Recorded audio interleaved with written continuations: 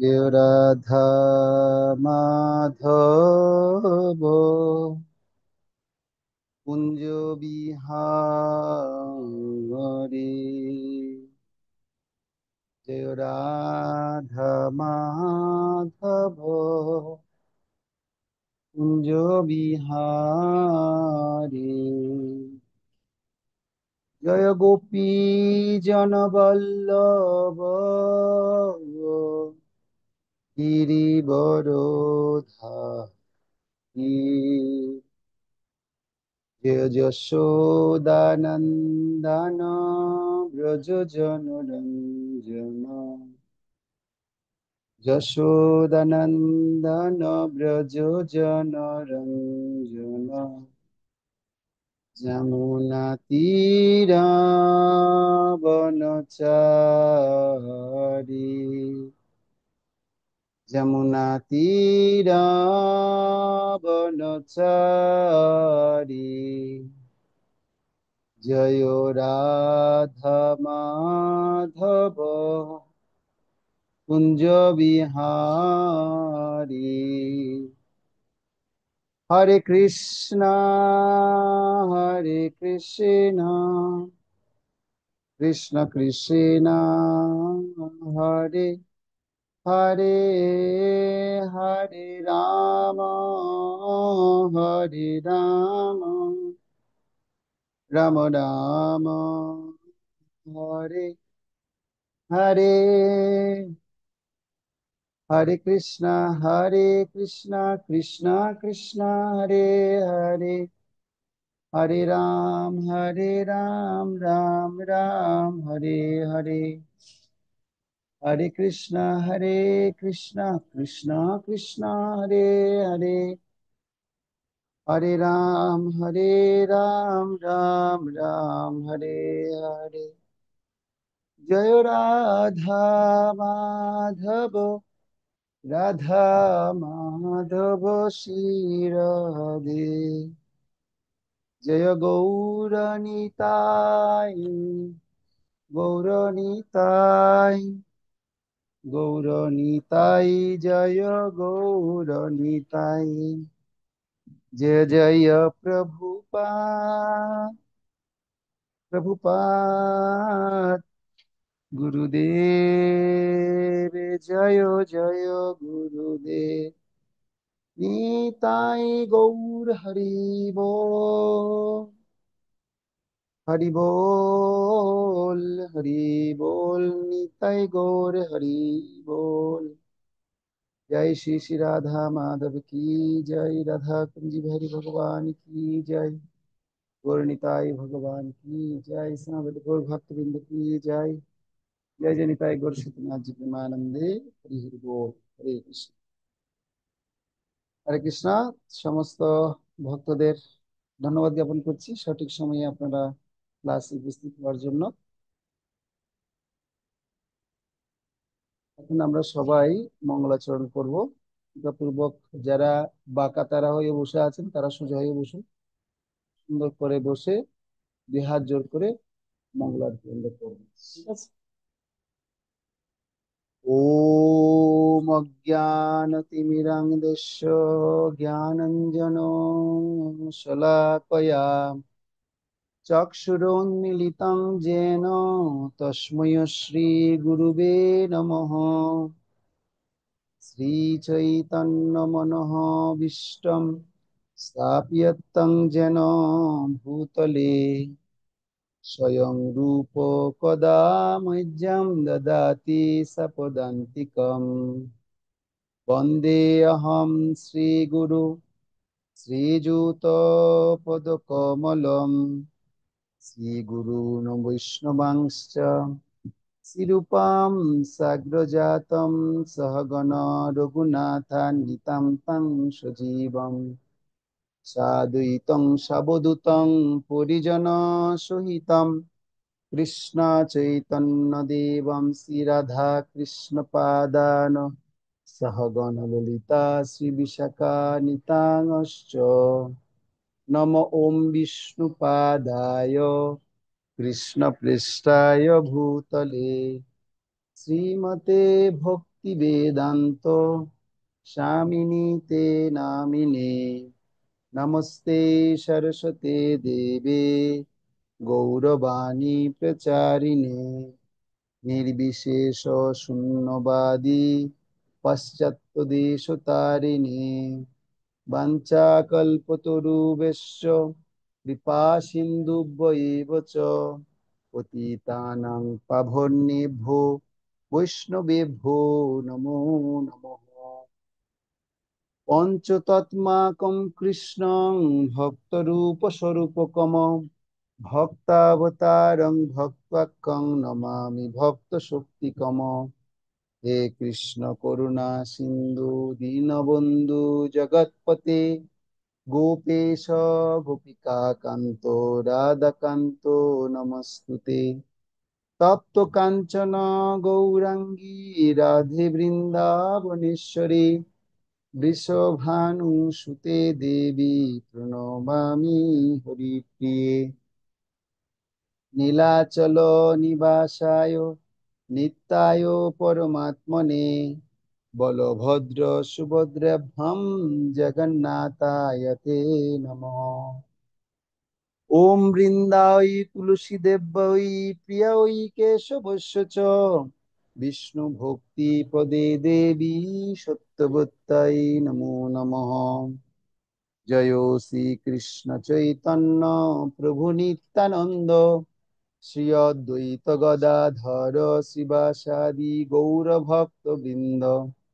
হরে কৃষ্ণ কৃষ্ণ কৃষ্ণ হরে হরে হরে রাম রাম রাম হরে হরে। ওম নমো ভগবতে বাসুদেবায়। ওম নমো ভগবতে বাসুদেবায়। ওম নমো ভগবতে বাসুদেবায়। নারায়ণং নমস্কৃত্য নরং চৈব নরোত্তমং দেবীং সরস্বতীং বেশম ততো জয়মুদীরয়ে। হরি ওম তৎসৎ। নমো ওম বিষ্ণুপাদায় কৃষ্ণপৃষ্ঠায় ভূতলে শ্রীমতী জয়পতাকা স্বামিনী নামিনী নমো আচার্য পাদায় নিতাই কৃপা প্রদায়িনী গৌরকথা ধামদায় নগর গ্রাম তারিণী। যস্য প্রসাদাৎ ভগবৎ প্রসাদো যস্য প্রসাদন্ন গতি কৃপতি হায়ংস্তু বংস্তস্য যশস্য সন্দম বন্দে গুরুশ্রী চরণারবিন্দম বন্দে গুরুশ্রী চরণারবিন্দম বন্দে গুরুশ্রী চরণারবিন্দম। হরে কৃষ্ণ। আমরা দীর্ঘ 2 সপ্তাহ পর সবাই একসাথে মিলিত হয়েছে জীবনের প্রস্তুতি পর্বে। আমরা ধারাবাহিক আলোচনা করছি।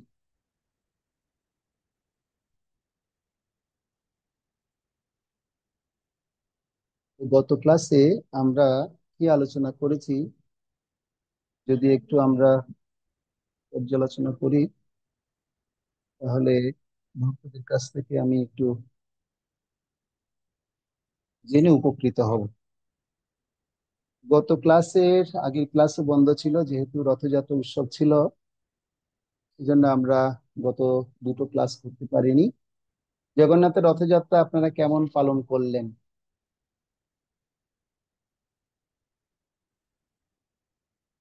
রথযাত্রায় আপনারা ছিলেন, এসেছিলেন রথযাত্রায় হরে চট্টগ্রামে কৃষ্ণ যারা? প্রভু। হরে কৃষ্ণ প্রভু। হরে প্রণাম। কৃষ্ণ। হ্যাঁ তো ও, আপ- আমি আপনাকে প্রণাম দিয়েছিলাম। আচ্ছা, আপনাকে প্রণাম। তো আপনি অদৃশ্য বস্তু কেন প্রভু, দৃশ্যমান হন। প্রভু, আমি ডিউটিতে আসছি তাই। কোথায় এসেছেন? ডিউটিতে প্রভু। ও আচ্ছা, আপনি ডিউটি থেকে ক্লাস করছেন। আচ্ছা আচ্ছা। হ্যাঁ হ্যাঁ প্রভু। প্রভু প্রণাম। কিছু বলবেন আপনি? না প্রভু, আমি ওই উল্টো রথযাত্রায় ছুটি নিয়ে গেছিলাম এখানে, চট্টগ্রাম গেছিলাম ছুটিতে। আচ্ছা ওইখানে আপনাকে দেখেছিলাম। তো আপনি হয়তো আমাকে চিনতে পারেন নাই, কারণ দেখেন নাই কখনো।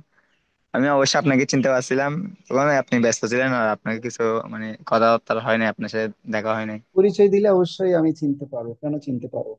না, আপনি একটু কত তাড়াহুড়ো ভক্তের সাথে করছিলেন তো পরিচয়। তখন, তাই প্রভু। ও আচ্ছা।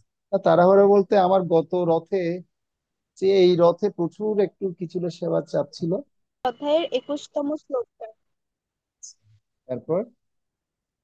প্রভু ওই শ্লোকটাই একটু ব্যাখ্যা করা হয়েছিল, ওটাই একটু দেখেছি। আচ্ছা। প্রভু একটা কথা বলি। হ্যাঁ। প্রভু আপনি ইউটিউবে যদি ডাউনলোড করার অপশনটা একটু অন করে দিতেন তাহলে প্রভু আমার জন্য একটু ভালো হতো। এটা পাবলিক করিনি, কারণ হচ্ছে অনেকগুলো বিষয় আছে। আচ্ছা ঠিক আছে, পরবর্তীতে আমি এটা অন করে দিই। হ্যাঁ, ধন্যবাদ প্রভু। আসলে আমার না ওয়াইফাইটা কারেন্ট তো চলে যায় না, তো ওয়াইফাইটাও চলে যায়, এই জন্য আমি ঠিক করে করতে পারি না। তাহলে গত ক্লাস যেটা শুনলেন ওখান থেকে কি কি আমরা শিক্ষা লাভ করতে পারি, একটা পয়েন্ট বলুন। প্রভু আমরা ওখান থেকে শিখেছি যে মৃত্যুকে জয় করতে হলে আধ্যাত্মিক পরীক্ষায় অংশগ্রহণ করতে হবে। হুম। আর নরকের হচ্ছে তিনটি দ্বার: কাম, ক্রোধ এবং লোভ। প্রভু এখানে যে একটা অভিনয় দেখানো হয়েছিল, একজন প্রভু মানে যে যে টাকার লোভে যে করেছিল, হুম। ওটা থেকে একটা কিছু নোট করেছিলাম যে ভগবত গীতায় ভগবান শ্রীকৃষ্ণ বলেছেন কাম, ক্রোধ এবং লোভ হচ্ছে নরকের দ্বার। এই দ্বারে যে একবার প্রবেশ করবে সে এখান থেকে ফিরে আসতে আর পারবে না। Very good. আর কিছু? হ্যাঁ প্রভু, আমি শ্লোকটাও শিখেছি। শ্লোক কি আমাদের তুলি মাতাজিকে মুখস্থ পাঠিয়েছে? হ্যাঁ প্রভু, মুখস্থ পাঠিয়েছি বলতে প্রভু ওনাকে আমি ফোনে বলেছিলাম। আচ্ছা, ঠিক আছে, ধন্যবাদ। এরপর আর কে বলবেন? আরো অনেক কিছু আলোচনা হয়েছে কিন্তু। প্রাণেশ্বরী মাতাজি বলুন। হরে কৃষ্ণ প্রভু, প্রণাম। প্রভু, আমাদের ছিল প্রভুপাদকৃত ভাগবত তাৎপর্য থেকে শৈশব থেকে মানুষকে এই সমস্ত বৈদিক আচরণগুলো অভ্যাস করার শিক্ষা দেওয়ার কর্তব্য হিসেবে বলা হয়েছে কিছু হুম। বৈদিক নিয়মের কথা। আচ্ছা। তারপর আপনি বলেছিলেন শিশুকালে কৃষ্ণ ভোজে কৃষ্ণ পাবার আসে, হ্যাঁ। যৌবনকালে কৃষ্ণ ভোজে কৃষ্ণ আসে কিনা আসে। আচ্ছা। তারপর? তারপরে নিউটনের সূত্র থেকে বলেছেন তিনি যা গবেষণা করছেন তা হলো মহান সমুদ্রের একটি নুড়ি পাথর নিয়ে হ্যাঁ। এখনো বিশাল সমুদ্র পড়ে আছে।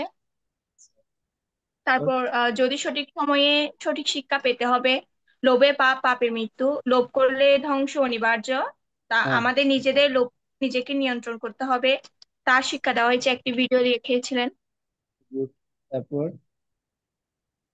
তারপর জীবনের সঠিক সময়ে সঠিক শিক্ষা না পেলে মস্ত বড় ক্ষতি হয়ে যায়। নরকের তিনটি দ্বার কাম, ক্রোধ, লোভ, এগুলোকে নিয়ন্ত্রণ করতে পারি না বলে আমাদের জীবন পরিচালনা করতে পারি না।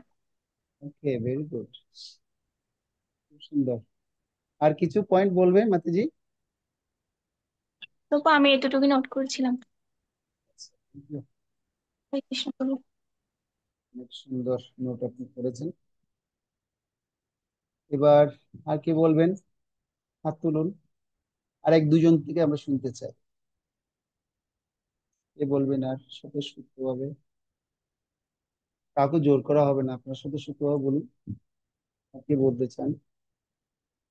হ্যাঁ, এই তো সব লক্ষ্মী ছেলে মেয়ে দেখি স্বতঃস্ফূর্তভাবে হাত তুলছে দেখি। হ্যাঁ, গীতা কর্মকারের আইডিটা ঐশীকে আছে। হ্যাঁ, ঐশীকে বলো, মাতাজি বলো। কৃষ্ণ প্রভু, হরে প্রণাম। কৃষ্ণ। হুম। 0 থেকে 5 শিশু বয়স, আচ্ছা। 8 থেকে 12 প্রগণ্ড বয়স, আচ্ছা। 12 থেকে 15 কিশোর বয়স, হ্যাঁ। তারপরে 18 থেকে 39 হলো যৌবন, আর হ্যাঁ। 40 থেকে বৃদ্ধ। Okay, very good. Thank you. আর কি? আর কটা পয়েন্ট বলতে পারবে?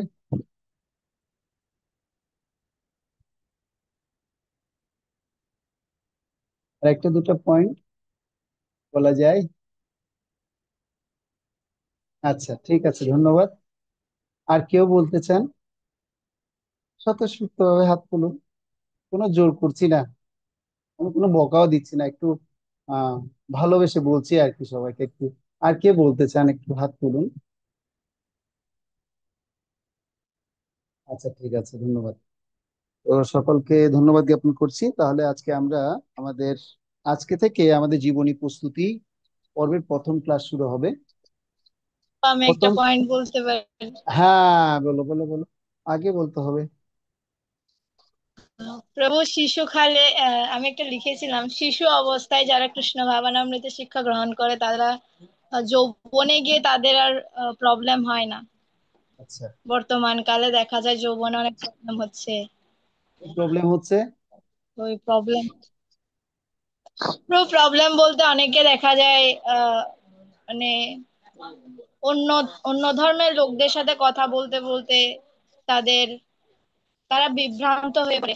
অনেক সময় দেখা যায় নিজের ধর্মের যে কৃষ্ণ আছে, কৃষ্ণের সেবা না করে তারা অন্য ধর্মে ধর্মান্তরিত হয়ে যাচ্ছে। তো আচ্ছা, সেগুলো এটা তাদের একটা হবে না ভিডিও ছোট থেকে দেখিয়েছিলাম। যদি। হ্যাঁ, এটা একটা ভিডিও দেখিয়েছিলাম হ্যাঁ। আমরা। Very good, very good, very good. তো আমরা সেটা প্রতিনিয়ত দেখতে পাচ্ছি। তো তা নিয়ে দি কেরালা স্টোরি একটা মুভিও বের হয়েছিল। তো এটা আবার পরবর্তীতে সেটা আবার কি করে দেয়, ব্যান করে দেয়। এটা একটা একদম বাস্তব ঘটনা নিয়ে একটা কেরালা স্টোরি নামে একটা মুভিও তৈরি হয়েছে। আমি সেটা পুরোটা দেখেছিলাম, মুভিটা আসলে কি ঘটনা ঘটতে যাচ্ছে। তো সেটা পরবর্তীতে ভিডিওটা আর পাওয়া যায়নি। আমি একবার ডাউনলোডও করে রেখেছিলাম, পরে আমার কম্পিউটারটাকে আবার যখন সেটআপ দিতে গিয়ে এটা ভিডিওটা হারিয়ে যায়। তো এ হচ্ছে আমাদের বর্তমান পরিস্থিতি। এই পরিস্থিতি থেকে মুক্ত হতে এলে অবশ্যই আমাদের আধ্যাত্মিক শিক্ষার গুরুত্ব অপরিসীম। তো আমি যখন চট্টগ্রাম বিশ্ববিদ্যালয়ে পড়াশোনা করছিলাম, আমাদের এখানটায় সরকারি বিশ্ববিদ্যালয়ে, তো বিশ্ববিদ্যালয়ে পড়ার সময় আমাদের পূর্ববর্তী বেশ কয়েকজন উপাচার্য ছিলেন। তার মধ্যে একজন উপাচার্যের নাম হচ্ছে, তাকে বলা হয় ভাইস চ্যান্সেলর। ওনার নাম ছিল দুর্গাদাস ভট্টাচার্য। তো তিনি একটা কনভোকেশন অনুষ্ঠান, অর্থাৎ আহ 5 বছর, 10 বছর, 15 বছর পর পর অনুষ্ঠানটা আমাদের ইউনিভার্সিটিতে অনুষ্ঠিত হয়। এবার হয়েছিল প্রায় 11 বছর পর। উনি একটা এরকম কনভোকেশন অনুষ্ঠানের মধ্যে একটা কথা বলছিলেন। বলছে, আমাদের বিশ্ববিদ্যালয়ে এবং কলেজগুলিতে হাজার হাজার ছাত্র শিক্ষার্থীরা, তারা 12 পাস করার পর তারা ইউনিভার্সিটি অ্যাডমিশন নেয় বা কলেজে অ্যাডমিশন নেয়। তো সমস্ত ছাত্রদেরকে আমরা পড়াশোনা করাই বিভিন্ন সাবজেক্টে, ফিজিক্স, কেমিস্ট্রি, বায়োলজি, এছাড়াও যত প্রকারের কি আছে, আর্টস এর সাবজেক্ট, কমার্সের সাবজেক্ট, সায়েন্সের সাবজেক্ট, এবং আহ, বিভিন্ন রকমের যে ক্রিয়েটিভ সাবজেক্ট আছে, সমস্ত সাবজেক্টে আমরা পড়াশোনা করাই। তো তাদেরকে আমরা এমন শিক্ষা দিই যে শিক্ষার মাধ্যমে তারা তাদের এই দেহটাকে কিভাবে পরিচালনা করবে সে সম্পর্কে শিক্ষা দিতে পারি। আমরা শিক্ষা দিই পয়সা কিভাবে রোজগার করবে, কিভাবে পয়সা রোজগার করে আরো ধনী হতে পারবে, এই ধরনের মেথড বা পদ্ধতি তাদেরকে জানাই। কিন্তু আমি এই আপনাদের কাছে গ্যারান্টি দিতে পারি না যে এখান থেকে একজন ব্যক্তি যে চরিত্রবান হয়ে গড়ে উঠেছে, চরিত্রবান হয়ে যে একজন ব্যক্তি গড়ে উঠেছেন এই সম্পর্কে আমি গ্যারান্টি দিতে পারবো না, পারি না। তো তার কারণ কি, তখন তিনি বলছেন আসলে আমরা ইউনিভার্সিটিতে বা কলেজগুলিতে আমরা চরিত্রবান হওয়ার জন্য শিক্ষা প্রদান করি না। বিশ্ববিদ্যালয়গুলিতে কি করা হয় না, চরিত্রবান হওয়ার শিক্ষা প্রদান করা হয়নি। তো এখন আপনারা বলুন, চরিত্রবান বলতে কি বোঝায়? চরিত্র মানে কি? একটা কথা আছে, health is lost, something is lost, money is lost, nothing is lost, but character is lost, everything is lost. যদি আপনার দেহ যদি কিছু পরিমাণে অসুস্থ হয় বা ক্ষতি হয়, তাহলে আপনার জীবনের কিছু অংশ শুধু নষ্ট হবে। আর যদি মানি বা টাকা পয়সা যদি নষ্ট হয়, তাহলে এটা কোনো কিছুই না, নাথিং ইজ লস্ট। কিন্তু আপনার চরিত্র, যে একটা স্বভাব, যে চরিত্র আছে, সে চরিত্র যদি নষ্ট হয়ে যায় তাহলে তার জীবনের সমস্ত কিছুই নষ্ট হয়ে যায়। একটা কথা আছে বাংলায়, দুশ্চরিত্র বা দুশ্চরিত্রা, দুশ্চরিত্র ব্যক্তির কেউ সঙ্গ করতে চায় না, বা দুশ্চরিত্রা ব্যক্তিরও কেউ সঙ্গ লাভ করতে চায় না। সেজন্য আমাদের এই ভূমিকাটা পালন করতে হবে। চরিত্রবান হওয়াটা অনেক বেশি গুরুত্বপূর্ণ। তাহলে চরিত্রবান কিভাবে আমরা হতে পারি? চরিত্রবান হওয়ার জন্য আমরা ক্যারেক্টারের শিক্ষাটা কোথা থেকে লাভ করতে পারি সে সম্পর্কে সেই প্রফেসর বা সেই উপাচার্য তিনি বলছিলেন যে আসলে এই চরিত্রের শিক্ষা তিনি তার পিতামাতা থেকে প্রাপ্ত হতে পারে। তার কাছ থেকে, তার পিতামাতা থেকে প্রাপ্ত হতে পারে, আর তার ধর্মীয় সংস্কৃতির অনুভূতি থেকে সে প্রাপ্ত হতে পারে। এছাড়া সে অন্য কোনো জায়গা থেকে সে চরিত্রের সংস্কৃতির শিক্ষা সে লাভ করতে পারবে না। আমরা বিশ্ববিদ্যালয়ে এই চরিত্র সংস্কৃতি আপনাদেরকে আমরা দিতে পারবো না। এবং আমি এও গ্যারান্টি দিতে পারি না যে আমাদের এই কলেজ থেকে, এই বিশ্ববিদ্যালয় থেকে এরকম চরিত্রবান ছাত্র গড়ে উঠেছে। তো গত দিনের আমি একটা কথা বলছি, ঘটনা বলছি, গতকালকের ঘটনা। আমাদের বাংলাদেশের চট্টগ্রামে হয়তো ঘটনাটা ঘটেছিল। একটা ইংলিশ মিডিয়ামে পড়ুয়া মেয়ে, তার বয়স 18+ হয়েছে, সে এখন সাবালিকা হয়েছে। এখানে আপনারা অনেকে আছেন এখনো নাবালিকা। তো সে সাবালিকা যখন হয়েছে, মানে 19 যখন হয়েছে, সে ইংলিশ মিডিয়ামে পড়াশোনা করছে। অর্থাৎ তার পিতামাতা তাকে আহ জন্ম থেকে কত কষ্ট করে লালন পালন করে গড়ে তুলেছে। আর সে মেয়ে বাবা মার বিরুদ্ধে কোর্টে কি করেছে, সে কোর্টে এমন ভাবে কি তুলেছে, সে বাবা মার বিরুদ্ধে চাইল্ড অ্যাবিউজ নামে একটা মিথ্যা মামলা বা এই ধরনের একটা মামলা তাকে দেওয়া হয়েছে। কেন? তার কারণ হচ্ছে বাবা মা তাকে সবসময় শাসন করে। কেন সে আমাকে শাসন করবে? তার কি অধিকার আছে? এখন আমি সাবালিকা হয়েছি। তো এখন এখানটায় দোষটা কার বা ভুলটা কার? চরিত্রবান সে হতে পারেনি কেন? আর সে চরিত্রের গুরুত্ব বা কি বুঝে? সে ইংলিশে খুব মানে কি দিচ্ছিল, সাংবাদিকদের স্পিচ কি করছিল, এমন ভাবে বলছে যে মানে সাংবাদিকরা সবাই মানে কি আরো প্রশ্ন করছে, তাকে আরো প্রশ্ন করছে, আরো প্রশ্ন করছে। এমনকি তার আইনজীবীও তার পক্ষ নিয়ে সে কথাগুলোকে কি করছে। আইনজীবী তো সে টাকা খাওয়ার জন্য সে অবশ্যই পক্ষ অবলম্বন করবে, কোনো অসুবিধা নেই। তো সে কেমন মেয়ে সে গড়ে উঠেছে, যার কারণে সে পিতা মাতাকে এভাবে বলতে পারছে। আর পিতা মাতাও কেমন ভাবে তাকে গড়ে তুলেছে। দোষটা কার? এখানে দোষটা দুই জায়গায় আছে। একটা হচ্ছে কি, পিতামাতা তাকে সঠিক ধর্মীয় শিক্ষা বা অনুমতি তাকে প্রদান করেননি। আর কিভাবে পিতামাতার সাথে ব্যবহার করতে হবে সে শিক্ষা পিতামাতা তাকে প্রদান করেন। এখানে আজকে যারা এখানে স্টুডেন্ট যারা আছেন, এখানে উপস্থিত আছেন, হয়তো আজকে আপনারা অনেকে সাবালিকা হচ্ছেন বা বালক আছেন, সাবালক আছেন, বা অনেকে নাবালিকা আছেন। কিন্তু ভবিষ্যতে একদিন আপনারাও সেই পজিশনে যাবেন, সে পিতামাতার পজিশনে আপনারাও যাবেন। তো আপনারাও যদি আপনাদের সন্তানকে যদি এইভাবে যদি লালন পালন না করেন, এভাবে যদি তাদেরকে যদি গড়ে না তুলেন, তারা ভবিষ্যতে হয়ে গিয়ে কি করবে, পিতামাতার বিরুদ্ধে এরকম কোর্টে কোর্টে কি করবে, নালিশ করবে, এবং পিতামাতার সাথে ঝগড়াঝাটি করে সেখান থেকে নিষ্পত্তি নিয়ে বেরিয়ে আসবে। এরকম বর্তমান সময়ে অহরত্র ঘটনা আমরা দেখতে পাচ্ছি। কেন? তার কারণ হচ্ছে এটা কলিযুগ। কলিযুগে মানুষের অবস্থা হচ্ছে কল দোষনিধি, সবাই দোষের সাগরে কি হচ্ছে, নিমজ্জিত হচ্ছে। আর যেহেতু সবাই দোষের সাগরে নিমজ্জিত হয়ে আছি, তো আমরা ক্ষণে ক্ষণে আমাদের ইন্দ্রিয় তৃপ্তিতে যদি বাধা পড়ে, তখনই আমরা দোষগুলোকে উত্তোলন করি। তো এখন আমরা তো বুঝি না যে ইন্দ্রিয় তৃপ্তিটা কি। ইন্দ্রিয় তৃপ্তি মানে হচ্ছে কি, আমার নিজের যেটা ভালো লাগে সেটাকেই আমি উপভোগ করতে চাই। যেমন বর্তমান সময়ে সবচেয়ে বড় বস্তু হয়ে দাঁড়িয়েছে মোবাইল ব্যবহার করা। যেমন যে ধনী কন্যা বা যে ধনী সন্তান, আমি তো ব্যবহার করছি স্যামসাং একটা ছোট সেট বা লম্বা একটা এরকম সেট ব্যবহার করছি। তো এখন আমি আমার বাবার ধনী সন্তান, আমি বাবাকে বললাম, বাবা এই পরীক্ষাতে আমি পাশ করি না করি, আপনি পরীক্ষার পর আমাকে একটা আইফোন কিনে দিবেন। যেমন গতকালকে এসএসসি পরীক্ষার রেজাল্ট দেওয়া হয়েছে। এখানে কেউ এসএসসি পরীক্ষা দিয়েছেন? কেউ আছেন আপনাদের মধ্যে? কেউ কি আছেন এসএসসি পরীক্ষা পাশ করেছেন বা এরকম? যাই হোক, তাহলে এখানে নেই। তো আমি এসএসসি পাস করেছি কিংবা না করি, আমাকে একটা আইফোন কিনেই দিতে হবে। বাবা বলছে, তো কেন আইফোন লাগবে গো বাবা? না, বলছি বাবা এখন মডার্ন যুগ, আমার একটা আইফোন না হলে কি চলে? আমার একটা আইফোন দরকার বাবা। তো আমি গতকালকে একটা স্টুডেন্টের হাতে একটা আইফোন দেখছিলাম। তো দেখে বলছি, বাবা তুমি এই আইফোনটা ব্যবহার করছো? তো সে খুব চিৎকার করে করে এর আগের দিন কান্না করছে, রেজাল্ট যেদিন দিয়েছে সেদিন। বলছে, প্রভু আমি A+ পাওয়ার কথা, কিন্তু আমি A+ পাইনি প্রভু, সেজন্য আমি কান্না করছি। এখানে কান্না করার কি আছে? তখন আমি তার হাতে আইফোনটা দেখলাম। আমি বলছি, তাহলে তোমার এই কান্না যদি 2 বছরও পর যদি তুমি করতে চাও, তাহলে তুমি আইফোনটা খুব ভালো মতো ব্যবহার করো।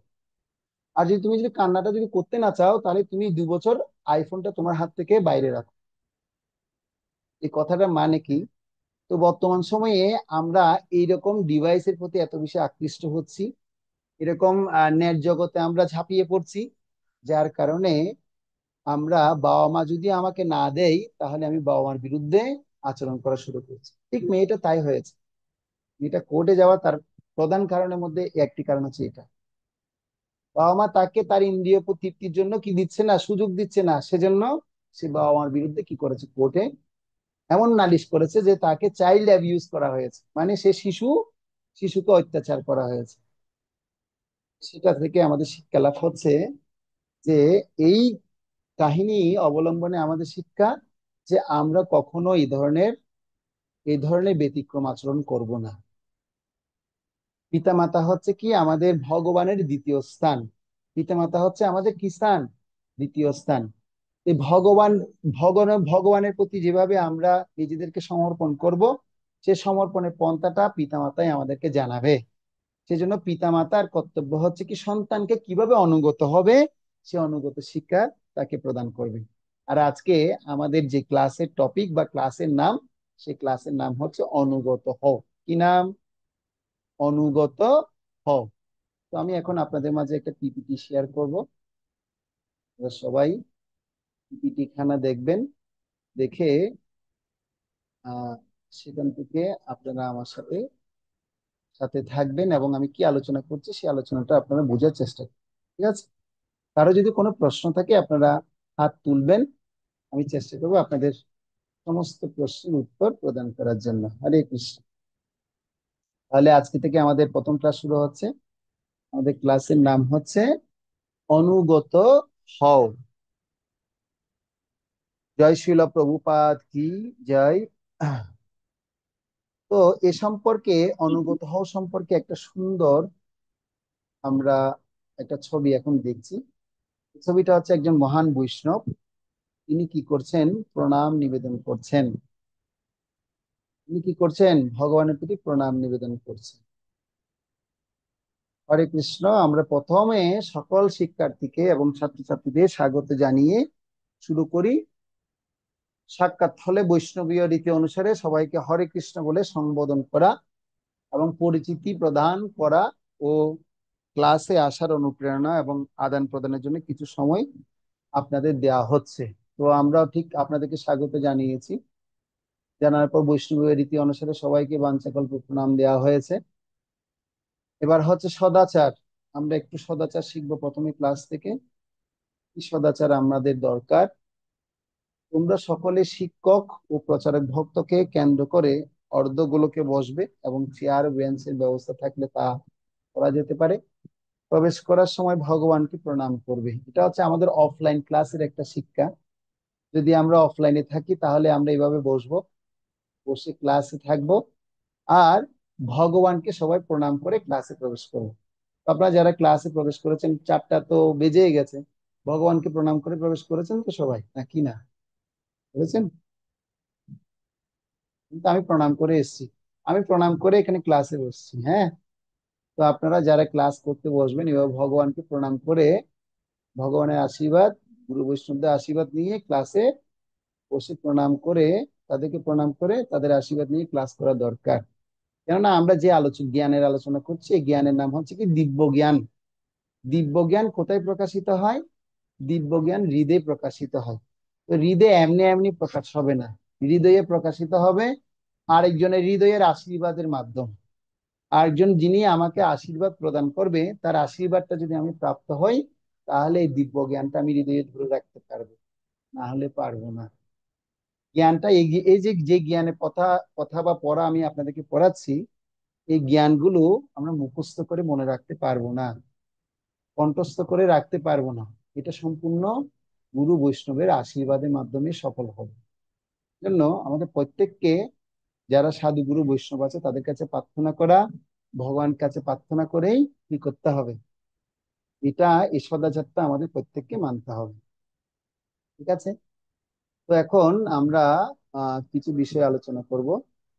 প্রথম হচ্ছে ভূমিকা জড়তা কাটানো। তো এই পয়েন্টটা একটু তুলি, শীল মাতাজি একটু পড়ুন। তুলি মাতাজি। হরে কৃষ্ণ, প্রণাম প্রভু। জড়তা কাটানোর প্রয়োজনীয়তা হলো কোনো একটি বিশেষ বিষয়ের প্রতি মনোনিবেশ করানো। হ্যাঁ, তারপরে আমরা বিভিন্ন শিক্ষা প্রতিষ্ঠান চলে গেছে আসছে তো। শিক্ষা প্রতিষ্ঠান বা খেলাধুলা করে এই ক্লাসে আসি, তাই হঠাৎ আধ্যাত্মিক বিষয়ে মনোযোগী হতে পারি না। সেই ওকে, জন্য একটু কিছু একটু একটু সাধারণ দাঁড়াতে, একটু একটু। তো এখানে যারা ক্লাস করতে এসেছি, অনেকে ঘুম থেকে উঠে এসেছি, অনেকে এখন তো খেলাধুলার সময় তো সুযোগ হয় না। তো অনেকে যারা ক্লাসে তারা খেলাধুলা করে আসি, বা অনেকে কিছু মুভি দেখেও এসে ক্লাসে বসি। সেজন্য আধ্যাত্মিক বিষয়ে মনোযোগী আমরা হতে পারি না। এই জন্য আমাদের সহজ কি করা দরকার। এই জন্য সাধারণ সহজ কিছু প্রশ্ন বা মজার বিষয়ে আমরা আলোচনা করি। যেমন আমি জিজ্ঞাসা করছি আপনারা কেমন আছেন, রথ কেমন করে কাটালেন। তাতে কি হয়েছে, একটু রথের কথা মনে করতে গিয়ে একটু অনুপ্রেরণা পেয়েছেন। তো যার কারণে আধ্যাত্মিক একটু চেতনা সঞ্চার হয়েছে। এইভাবে আমরা প্রত্যেকে আপনারাও যদি এইভাবে আধ্যাত্মিক ক্লাস পরিচালনা করেন বা কাউকে যদি বলেন, আপনাদেরও উচিত হচ্ছে এভাবে করে কি করা, উপস্থাপন করা, প্রত্যেককে এভাবে সহযোগিতা করা। তো সেজন্য আমাদের প্রত্যেককে সেই বিষয়টি ধারণা রাখতে হবে। যেমন আমরা এখন জিজ্ঞাসা করতে পারি, আবার আরো কিছু প্রশ্ন জিজ্ঞাসা করতে পারি, তোমার নামের অর্থ বলতে পারো। যেমন আমি এখন জিজ্ঞাসা করি, এখানে যে যে ভক্তরা আপনারা উপস্থিত আছেন, আহ আমি যদি বলি টুপুর মজুমদার মাতাজি, আপনার নাম টুপুর কেন হয়েছে, আপনি কি এর অর্থ বলতে পারেন? প্রভু এটা তো হরে কৃষ্ণ প্রভু প্রণাম। হ্যাঁ, হরে কৃষ্ণ। প্রভু এটা তো আমার বাবা মা রাখছে, কিন্তু অর্থ হচ্ছে বৃষ্টি পড়ার শব্দকেই টুকুর বলে। আচ্ছা, এটা সুন্দর পেরেছেন। বৃষ্টি পড়া শব্দকে টুপুর বলে। আচ্ছা অনন্যা, তুমি কি বলতে পারো তোমার নামের অর্থ কি? হরে কৃষ্ণ, প্রণাম প্রভু। হরে কৃষ্ণ। আমার নামের অর্থ হচ্ছে আহ অনন্য আর কি, মানে অনন্য মানে তুমি আর অন্য নও, মানে অদ্বিতীয় নও, তুমি একজনই। তুমি তোমার পিতামাতার একজনই সন্তান, কিন্তু তুমি এইরকম অন্য আর হবে না, সেজন্য তুমি হচ্ছে অনন্য। ঠিক আছে, যাক সে জানা হয়ে গেছে। যদি বলি তুলি মাতাজি, আপনার নামের অর্থ বুঝেন আপনি?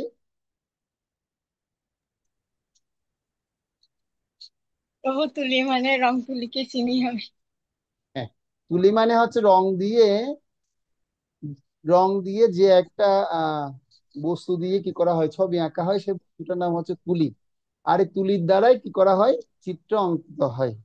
আমি একটু আগেও তুলি ধরে আসছিলাম, কিছু পেন্টিং করে আসছি। ঠিক আছে। তো তুলি নামের অর্থ হচ্ছে সে কি করবে, সে সৌন্দর্য তৈরি করবে, জগতে সৃষ্টি তৈরি করবে। হরে কৃষ্ণ। গীতা মাতাজির নামটা না, এখানে ঐশিকী আছে। ঐশিকী শব্দের অর্থ কি? হরে কৃষ্ণ প্রভু, ওর মানে ঐশ্বরিক শক্তি বা কালী মায়ের ওরে আরেকটা নাম। বাবা, ওই দেখো ঐশ্বরিক শক্তি তোমরা আর কার কাছ থেকে নিবে, ওই ঐশিকী থেকে নিয়ে নেবে। ঠিক আছে, তুমি একটু আমাদেরকে ঐশ্বরিক শক্তি প্রদান করবে, হ্যাঁ, ভগবানের কাছে প্রার্থনা করার মাধ্যমে। হ্যাঁ, ওকে, থ্যাংক ইউ। তো যদি বলা হয় প্রাণেশ্বরী কিশোরী দেবী দাসী, আপনার নাম প্রাণেশ্বরী কেন লিখেছে গুরুদেব, আপনি কি তাই জানেন? হরে কৃষ্ণ প্রভু প্রণাম। প্রভু, আহ গুরু মহারাজ কৃপা করে যারা প্রাণের ঈশ্বরী হয় তার নাম প্রাণেশ্বরী। প্রাণের আর ঈশ্বরী তাহলে কিশোর কে, সেটা সেটা কে? রাধা। আপনি কিন্তু নন শ্রীমতী রাধারানী, আপনি কে হন? আমি ওনার দাসানুদাস। রাধে কিশোরী, দয়া করো, আপনি তার কাছ থেকে শুধু সেবা আশীর্বাদ প্রার্থনা করবেন। তিনি আপনাকে এই নামটা দিয়েছে, তার সেবা যেন আপনি আরো ভালো ভালো মতো যেন করতে পারেন। দেবী দাসী লেখা রয়েছে। করবেন ওকে, প্রভু। তারপর স্মৃতি, স্মৃতি কেন লিখেছেন আপনি? হরে কৃষ্ণ প্রভু। স্মৃতি দিয়েছিলাম আমার কলেজের কোনো কাজ, মানে কলেজের কাজ ছিল তো, সেজন্য আমি এসবি দিয়েছিলাম আর কি, টাইটেল সহ দিয়ে দিলাম। এস মানে স্মৃতি, বি মানে বৈষ্ণব, আর স্মৃতি মানে হচ্ছে মনে রাখা। আপনি সব মনে রাখতে পেরেছেন আজকে আমি যা যা আলোচনা করেছি? এগুলো তাহলে আবার রিপিট করে শুনতে হবে। একটা অভ্যাস করতে হবে, গুড। ওকে, তো যাদের ভিডিও অফ আছে তাদেরকে আমি আর কিভাবে জিজ্ঞাসা করব? তাহলে আপনারা ভিডিও অফ রাখেন, কোনো অসুবিধা নেই। অর্থী, আপনি বলতে পারবেন আপনার নামের অর্থ কি? হরে কৃষ্ণ প্রভু, আমার নামের অর্থ হচ্ছে এই বিশেষ কিছু, বিশেষ কিছু। বিশেষ কিছু? তাহলে আপনি কি অর্থ বিশেষ, কি এমন এমন বিশেষ কিছু কি ব্যক্তি আপনি? আমি তো জানি না এই বিশেষ। যে আপনারা এই যে কথা বলছেন, এই কথাগুলোর মাধ্যমে আপনাদের অনেক কি হচ্ছে, উপকার হচ্ছে। কি উপকার হচ্ছে আপনারা প্রথমে বলি। এটা হচ্ছে কি, পাবলিক স্পিকিং বাড়ছে আপনাদের। আপনারা যখন কখনো বড় হয়ে যখন কলেজ ইউনিভার্সিটিতে ভাইবা বোর্ডে যখন যাবেন, তখন আপনার কথা বলতে আপনাদের আর দ্বিধা লাগবে না। দেখে আপনাদের পাবলিক স্পিকিং আপনাদের বাড়ানো হচ্ছে, স্কিল বাড়ানো হচ্ছে। আপনাদের যে কথা বলার জড়তা রয়েছে, সেই জড়তাটা কেটে যাচ্ছে। তো সেটা আমাদের প্রত্যেককে মনে রাখতে হবে। পল্লবী মাতাজি, আপনার নামের অর্থ কি গো? প্রভু, আমার পল্লবী নামের অর্থ হচ্ছে নতুন পাতা বা কচি পাতা। এটি মূলত একটি সংস্কৃত শব্দ হুম। পল্লব থেকে এসেছে, যার অর্থ নতুন পাতা বা অঙ্কুর। পল্লবী নামটি মেয়েদের জন্য একটি সুন্দর নাম বিবেচিত এটা কি হয়েছে, আপনি যা চ্যাট জিপিটি কে সুন্দর। জিজ্ঞেস করে বলে দিয়েছেন? কি প্রভু? চ্যাট জিপিটি কে জিজ্ঞাসা করেছেন এখন? না প্রভু, এটা প্রভু আমি যখন কলেজে ভর্তি হয়েছিলাম হ্যাঁ। তখন আমার প্রিন্সিপাল আমাকে বলেছিল যে পল্লবী নামের অর্থ কি। তখন আমি বলেছিলাম যে স্যার আমি তো সঠিক জানি না, তো উনি আমাকে বলেছিল এই কথাটা। আচ্ছা, আচ্ছা, আচ্ছা। হ্যাঁ, তারপর কি বলছিলেন বলুন তাহলে। প্রভু মানে সতেজ, সতেজ একটা জিনিস। আচ্ছা, সতেজ একটা জিনিস, তার মানে আপনার থেকে সবসময় স্বতঃস্ফূর্ত থাকতে হবে আধ্যাত্মিক জীবনে, ঠিক আছে?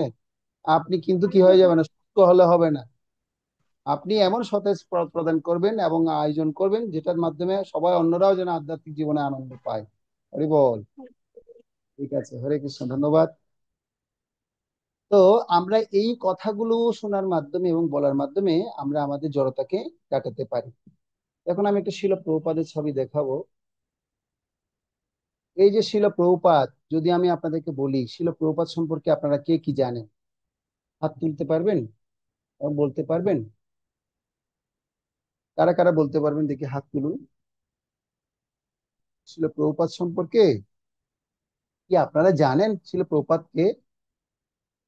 হাত তুলুন দেখি, কে কে জানেন? শুধু একজনই জানেন শিল প্রভুপাদকে, শুধু একজনই চিনেন, আর অন্যরা চিনেন না? প্রভু, ওনার সম্পর্কে একটু কিছু জানি কিন্তু গুছিয়ে বলতে পারবো না। যারা যারা জানেন একটু হাত তুলুন, একটা একটা লাইন বলতে পারেন আপনারা, একটা একটা পয়েন্ট। কারা কারা জানেন হাত তুলুন। শুধু একজন পেয়েছি মাত্র। প্রভুপাদ সম্পর্কে কে কে জানেন? দুজন। গণেশ্বরী মাতাজি বলুন, আপনারা হাত তুলতে হরে থাকুন। কৃষ্ণ প্রভু, শিল প্রপাত হলো আন্তর্জাতিক কৃষ্ণ ভগবান অমৃত সংঘের প্রতিষ্ঠাতা। Very good. তারপর আরেকজন বলুন। ছিল প্রভুপাত হচ্ছেন আমাদের আধ্যাত্মিক জীবনের পথ প্রদর্শক। পথ প্রদর্শক গুরু, আচ্ছা, ভেরি গুড, থ্যাংক ইউ। আরেকজন বলুন। পল্লবী মাতাজি বলুন। প্রভু, উনি যে আমাদের, শুধু আমাদের না, উনি আমাদের আধ্যাত্মিক এই জগতের গুরু। তো উনি যে বয়সে প্রচার করেছিলেন প্রভু, ওনার জীবনী থেকে আমরা অনেক কিছু শিক্ষা নিতে পারি। যেমন যে মানে কোনোভাবে থেমে থাকা উচিত নয়, সব সময় আমাদের প্রচার করা উচিত। যে কোনো মানে সবসময় প্রতিকূল অবস্থাতেও আমাদের প্রচার করা উচিত। যে কোনো ওকে, সময় থ্যাংক ইউ। আমাদের কৃষ্ণকে ওকে, মনে শিল রাখা উচিত। প্রভুপাদ কাছ থেকে আমরা জানি 75 বছর, 65 বছর বয়সে তিনি কি করেছেন? কৃষ্ণ অনামিত প্রচারের জন্য নিজের জীবনকে উৎসর্গ করেছেন। কিভাবে? সারা বিশ্বে কৃষ্ণ অনামিতের প্রতিষ্ঠান তুলে ধরেছেন। ঐশী কি বললো? প্রভুপাদ শিল ভক্তি সিদ্ধান্ত সরস্বতী ঠাকুরকে 1922 সালে তার সাথে প্রথম দেখা হয়েছিল। আচ্ছা, তো দেখা হয়ে কি হয়েছে, কি হয়েছে? দেখা হয়েছে তো কি হয়েছে? তারপরে উনি আহ, ওনার গুরু মানে ওনার গুরুদেব ওনাকে কি করেছে? ওনাকে মানে বলেছিল যে বাইরে বিদেশিকে তোমাদের মতো যুবক যুবকরা বাইরে গিয়ে প্রচার করুক। কি প্রচার করবো, বাংলা ভাষায়? হ্যাঁ, ইংলিশ। হ্যাঁ, তো ওটা বলতে হবে তো, ইংরেজি ভাষায় যেন গিয়ে কৃষ্ণ মহানবমীতে প্রচার করো। ভেরি গুড, আর থ্যাংক ইউ। হ্যাঁ। আর বল আর আর আর কে ব্যাক টু, বলবে? হ্যাঁ আরেকটা, ব্যাক হ্যাঁ, টু গডটা 1944 সালে উনি ওটা রিলিজ করেছিলেন। রিলিজ করেছিল সে ব্যাক টু গডের ম্যাগাজিন, এখনো প্রচার হচ্ছে, তাই তো? ওকে, ভেরি গুড, থ্যাংক ইউ। আর কে? টুকুর তুমি বলছো না কেন? অনন্যা, তুমি কি হয়েছে? তোমরা বলছো না প্রভুপাদ সম্পর্কে জানো না তোমরা? হরে কৃষ্ণ প্রভু। হ্যাঁ, শান্তা মাতাজি বলুন। তুমি শ্রী কোথায়? প্রভুপাদ। দেখা যাচ্ছে না কেন?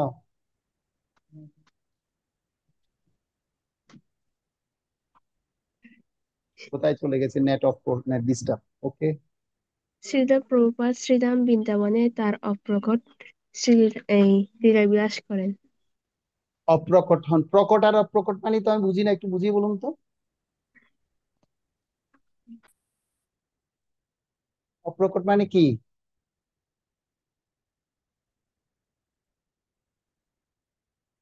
শান্তা মাতাজি, অপ্রকট শব্দের অর্থ কি? ওনার নেটটা ডিস্টার্ব করছে মনে হয়, সেজন্য বেরিয়ে যাচ্ছে। ওকে, আর কে বলবে? প্রভু আরো বলবো? না, তুমি আর বলো না, অন্যদেরকে একটু সুযোগ দিই, তোমাদেরকে আর পরে জিজ্ঞেস করবো। অনন্যা বলো, প্রভুপাদ সম্পর্কে জানো কিছু আর? আচ্ছা, টুকু বলো, জানো কিছু আর? প্রভু, আমি তেমন কিছুই জানি না। ওকে, ভেরি গুড, থ্যাংক ইউ। এই তো ভালো মেয়ে, সৎ মেয়ে। আমি কিছু জানি না মানে ঠিক আছে, আর কিছু বলতে হবে না। ওকে, ঠিক আছে। তো আমরা এই শিল প্রভুপাদ সম্পর্কেও জানবো। শিল প্রভুপাদ তিনি কে ছিলেন, তিনি কি করেছেন কৃষ্ণ মহামৃত প্রতিষ্ঠা করে, তিনি কেন কৃষ্ণ মহামৃত প্রতিষ্ঠা করেছেন, হম সম্পর্কে আমরা আলোচনা এখন করব। এখন আমি এক একজনকে বলবো, এক একজন সে পড়বে। অনন্যা, তুমি পড়ো তো দেখি, প্রথমে কি পয়েন্টে লেখা আছে গো? হরে কৃষ্ণ। শ্রীল প্রভুপাদ 1896 সালে কলকাতায় আবির্ভূত হন। তার দাঁড়াও, আধ্যাত্ম এটা কি? তার আধ্যাত্মিক নো নো, এখন কো- পড়ো। হ্যাঁ, এখন পড়ো। তিনি রাধা গোবিন্দ মন্দিরের সন্নিকটে মহাত্মা গান্ধী রোডে বাস বসবাস বসবাস। বসবাস করেন, বসবাস করেন। আচ্ছা, ঠিক আছে, আমি একটু পড়ছি এবং একটু তোমাদেরকে একটু আনন্দ সহকারে একটু এটাকে একদম মাথার মধ্যে ঢুকিয়ে দিচ্ছি, আর ভুলবে না পরবর্তী। শিল প্রভুপাদ যেখানে জন্মগ্রহণ করেছেন, শিল প্রভুপাদের বার্থ প্লেস এ আহ আপনারা তো এখনো অনেকে যাননি, কিন্তু আমি গিয়েছি, অনেকবার গিয়েছি বার্থ প্লেস। যারা কলকাতায় আছে তারা গিয়েছেন অনেকে। শিল প্রভুপাদ যেখানে জন্মগ্রহণ করেছিলেন, তো সে জায়গায় একটা কাঁঠাল গাছ ছিল। সেই কাঁঠাল গাছের নিচে তিনি কি করেছেন, একটা আহ তার কি ছিল, আত্মীয়ের বাড়ির মধ্যে, অর্থাৎ আত্মীয় বলতে তার মামার বাড়িতে তিনি কি করেছেন, তিনি জন্মগ্রহণ করেছেন। তো তার পাশে একটা রাধা গোবিন্দ মন্দির ছিল। আর সেই রাধা গোবিন্দ মন্দির এখনো আছে, সেটা এখন সরকারের নিমিত্তে পরিচালনা করা হয়। আপনাদের যদি কখনো সৌভাগ্য হয়, আপনারা সেখানে যাবেন, গিয়ে সেটা দেখবেন ছিল প্রভুপাদ তিনি কোন জায়গায় জন্মগ্রহণ করেছেন। আর সেখানটায় একটা বড় মন্দির হবার পরিকল্পনা চলছে এখন, ঠিক আছে? তো সেই রাধা গোবিন্দ মন্দিরটা কোথায়? মহাত্মা গান্ধী রোডে। তো এখন সেটা যদি আপনি যেতে চান, কলকাতা থেকে মেট্রোতে চড়ে, দমদম থেকে মেট্রোতে উঠবেন, উঠে ভবানী সিনেমা হল নামবেন, নেমে আপনি ডান দিকে হাঁটতে থাকবে, সবাই আপনাদেরকে বলে দিবে শিল প্রভুপাদের বার্থ প্লেসে যাবেন, আপনাদেরকে দেখিয়ে দিবে। তো শিল প্রভুপাদ তিনি পড়াশোনা করেছেন স্কটিশ চার্চ কলেজে। তো সে স্কটিশ চার্চ কলেজটা ছিল ব্রিটিশদের দ্বারা পরিচালিত কলেজ, এবং সেখানে ইংরেজি ভাষায় পড়াশোনা করানো হতো। এবং নেতাজি সুভাষচন্দ্র বোস, যে আপনারা দেখবেন ব্রিটিশ পিরিয়ডে ব্রিটিশ বিরোধী আন্দোলনের মহান নেতা, সে সুভাষচন্দ্র বোসও সে একই ক্লাসে পড়াশোনা করতেন। আর প্রভুপাদও সেই নেতাজি সুভাষচন্দ্র বোসের যে আন্দোলন, সে আন্দোলনে তিনি নেতৃত্ব প্রদান করার জন্য, এবং তিনি তাকে সহযোগিতা প্রদান করেছিলেন। ছিল প্রভুপাদও তার তার তার পিছু পিছু মানে কি সবসময় থাকতেন। তো ছিল প্রভুপাদ 1944 সালে back to god head magazine পত্রিকা সূচনা করেন। এর আগে আরো অনেক ঘটনা ঘটে, তো আমি সংক্ষিপ্ত সহকারে আপনাদেরকে একটা প্রভুপাদের বর্ণনা আমি আপনাদেরকে দিতে চাই, যেহেতু আমাদের আরো অনেক আলোচনা রয়েছে। তো আপনাদেরকে কেন আমি এই সমস্ত কথা বলছি, এই সমস্ত পয়েন্টগুলো আপনারা মনে রাখবেন, এবং এর মাধ্যমে আমরা কিছু প্রশ্ন উত্তর আপনাদেরকে জিজ্ঞাসা করব, এবং সেই প্রশ্ন উত্তর জিজ্ঞাসার মাধ্যমে আপনাদেরকে একটা কুইজ পর্ব হবে, সেই কুইজ থেকে আপনারা আনসার প্রদান করবেন প্রত্যেকে, যারা বড় আছেন তারাও, যারা ছোটরা আছেন ছোটরাও। তো এরপর তিনি আধ্যাত্মিক গুরু খোঁজার জন্য অনেক প্রচেষ্টা করছিলেন, কিন্তু কোনো জায়গায় তিনি একটা ভালো গুরু খুঁজে পাচ্ছিলেন না, সদ্গুরু খুঁজে পাচ্ছিলেন না। সেজন্য তিনি হতাশায় নিমজ্জিত হয়ে গিয়েছিলেন। তো তার আধ্যাত্মিক গুরু, যিনি তাকে ইংরেজি ভাষাভাষী দেশগুলিতে কৃষ্ণ ভাবনামৃত প্রচার এবং ইংরেজিতে বই প্রকাশের আদেশ করেন, তার ইচ্ছে পূরণার্থে কৃষ্ণ ভাবনামৃত প্রচারের জন্য 70 বছর বয়সে তিনি আমেরিকা যাত্রা করেন। কত বছর বয়সে? 70 বছর বয়সে তিনি আমেরিকায় যাত্রা করেন। তখন 1965 সাল হয়। আর তিনি এই যে একটা ছবি আপনারা দেখতে পাচ্ছেন, এই জলদূত নামক জাহাজে চড়ে তিনি কোথায় গিয়েছিলেন? আমেরিকায় গিয়েছিলেন। তো তিনি তার এই 70 বছর বয়সে তিনি আমেরিকায় গিয়ে তিনি কোথায় থাকবেন, কোথায় খাবেন, কোথায় কি করবেন, কোন রকমের তার বন্দোবস্ত ছিল না। তথাপি তিনি তার এক বন্ধুর ছেলের বাড়িতে গিয়ে উঠলেন, এবং সে ছেলের বাড়িতে তিনি থেকে সেখান থেকে কৃষ্ণ ভাবনামৃত প্রথম প্রচারের প্রগতি শুরু করেছেন।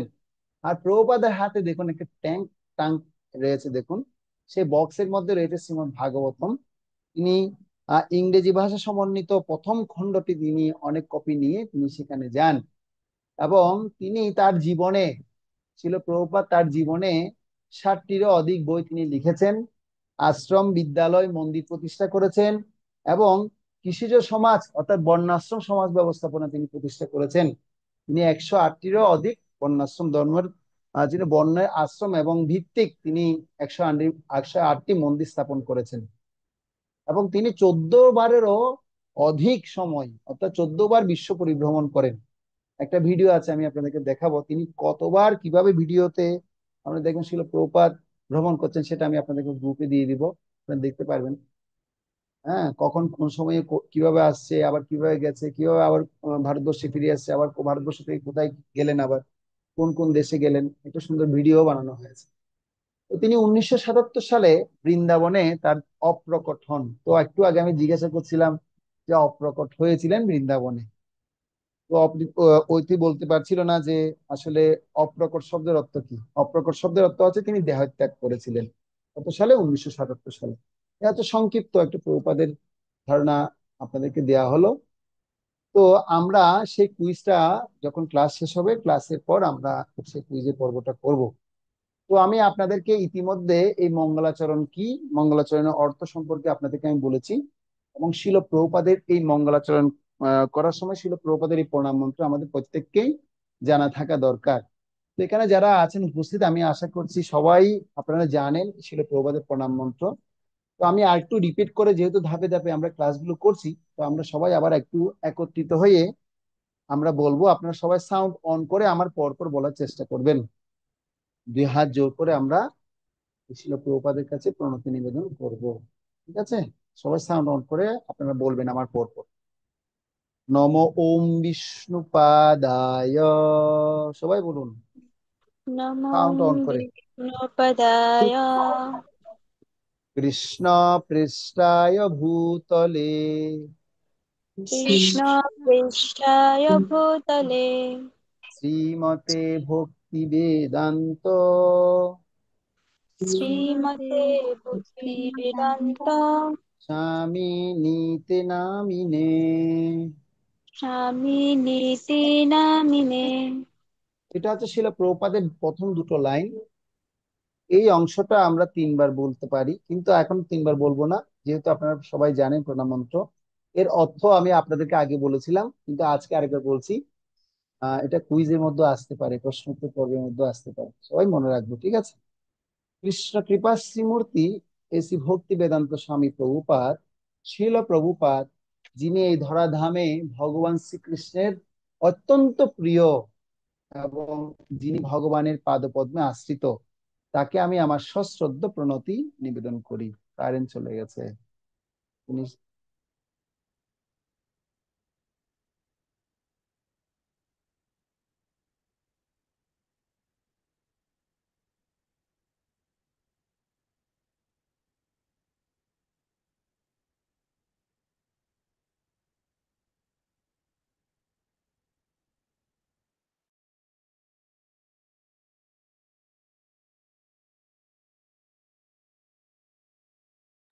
প্রভু কথা শোনা যাচ্ছে না, মিউট করা।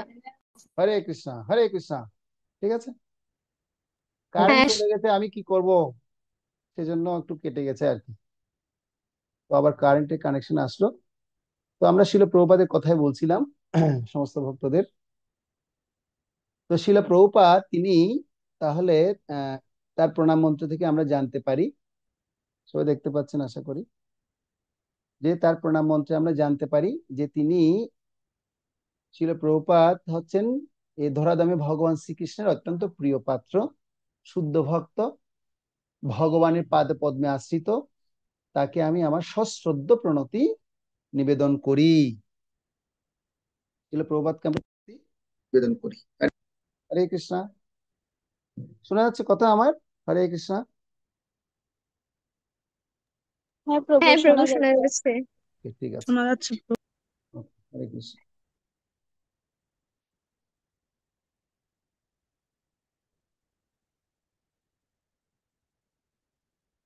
তো আমাদের একটা সেশন থাকে যখন আমরা এই ক্লাসগুলো করব, এই ক্লাসের কিছু সময় আমরা 5 মিনিট কীর্তন করতে পারি সকলে একসাথে হাততালি দিয়ে। তো যেটা আমরা মঙ্গলাচরণ করেছি, এবং মঙ্গলাচরণ আগে যখন আমরা কি করি, যখন আমরা সবাই মিলে যখন যে রাধা মাধব কীর্তন করি, ওই সময়ে 5 মিনিট হাততালি দিয়ে কীর্তন করতে পারি। তো আজকে আমি অনুরোধ করবো, যেখানে যে সমস্ত ভক্তরা আছেন, কে স্বতঃস্ফূর্ত ভাবে 5 মিনিট কীর্তন করতে চায়, সে একটু হাত তুলে দেখাতে পারে, কে করতে চায়। কিন্তু সুরে সুরে শিল প্রভুপাদের সুরটা হবে। হ্যাঁ, দেখি কারটা আগে আসছে, দেখি। পল্লবী মাতাজি আগে আসছে। আচ্ছা ঠিক আছে, পল্লবী মাতাজি আপনি করুন তাহলে, আজকে 5 মিনিট কীর্তন করবেন। প্রভু আমি আগে দিয়েছি। আপনি আগে দিয়েছেন? দাঁড়ান একটু দেখে নিচ্ছি তো। ঠিক আছে, রাগ করবেন না, আমি একটু দেখে নিচ্ছি আগে কারটা। হ্যাঁ, আগে আগে তো আহ, স্মৃতি মাতাজিটা আগে আসছে। তাহলে ঠিক আছে, আগে স্মৃতি মাতাজি করুন। না না, পল্লবী মাতাজি করুক, আমি দুষ্টামি করছি। এখানে আসছে তো। করুক। হ্যাঁ ঠিক আছে, না আপনি না আগে। দেখ আরে না না, আপনি। প্রভু, হ্যাঁ, সমস্যা নেই, করুক না পল্লবী মাতাজি। আচ্ছা পল্লবী মাতাজি তাহলে আপনি করুন, মাতাজির নাকি সমস্যা নেই বলছেন। হরে কৃষ্ণ, হরে এটা কৃষ্ণ, একটু শিকার বিষয়। পল্লবী মাতাজি ওকে একটু দাঁড়ান, একটু একটু কৃষ্ণ দাঁড়ান, হরে একটু হরে হরে। কৃষ্ণ, একটু দাঁড়ান, একটু দাঁড়ান। কীর্তন কিভাবে করতে হবে এটা শেখার জন্যই এই এই পয়েন্টে রাখানো হয়েছে। তো আমরা এই যে কীর্তন করছি, কীর্তন আমরা কেন করি? কীর্তন করি আমরা ভগবানকে সন্তুষ্ট করার জন্য। খুব গুরুত্বপূর্ণ কথা আমি এখন বলবো, সেগুলো এখন কি করতে হবে, পয়েন্ট আউট করতে হবে। কেন আমরা কীর্তন করি? কীর্তন আমরা করি ভগবানকে সন্তুষ্ট করার জন্য। কীর্তন কিভাবে করতে হয়? ভগবান মনোযোগ যেন আকর্ষিত হয়, সে আকর্ষণটাকে প্রাপ্ত হওয়ার জন্য তার একটা পদ্ধতি আছে। প্রথম পদ্ধতি হচ্ছে কি, যে আগে প্রথমে আমাদের কি করতে হবে, যে আমাদের পরম গুরুদেব শিল প্রভুপাদের প্রণাম মন্ত্র আগে আমাদের কি করতে হবে, উচ্চারণ করতে হবে।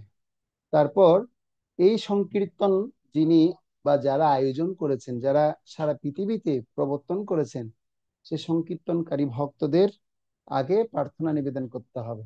অর্থাৎ শ্রী চৈতন্য মহাপ্রভুর অন্তরঙ্গ পার্শ্বদের কি করতে হবে, পার্শ্বদের প্রার্থনা করতে হবে। যেমন জয় শ্রীকৃষ্ণ চৈতন্য প্রভু নিত্যানন্দ শ্রী অদ্বৈত গদাধর শ্রীবাসাদি গৌর ভক্তবৃন্দ।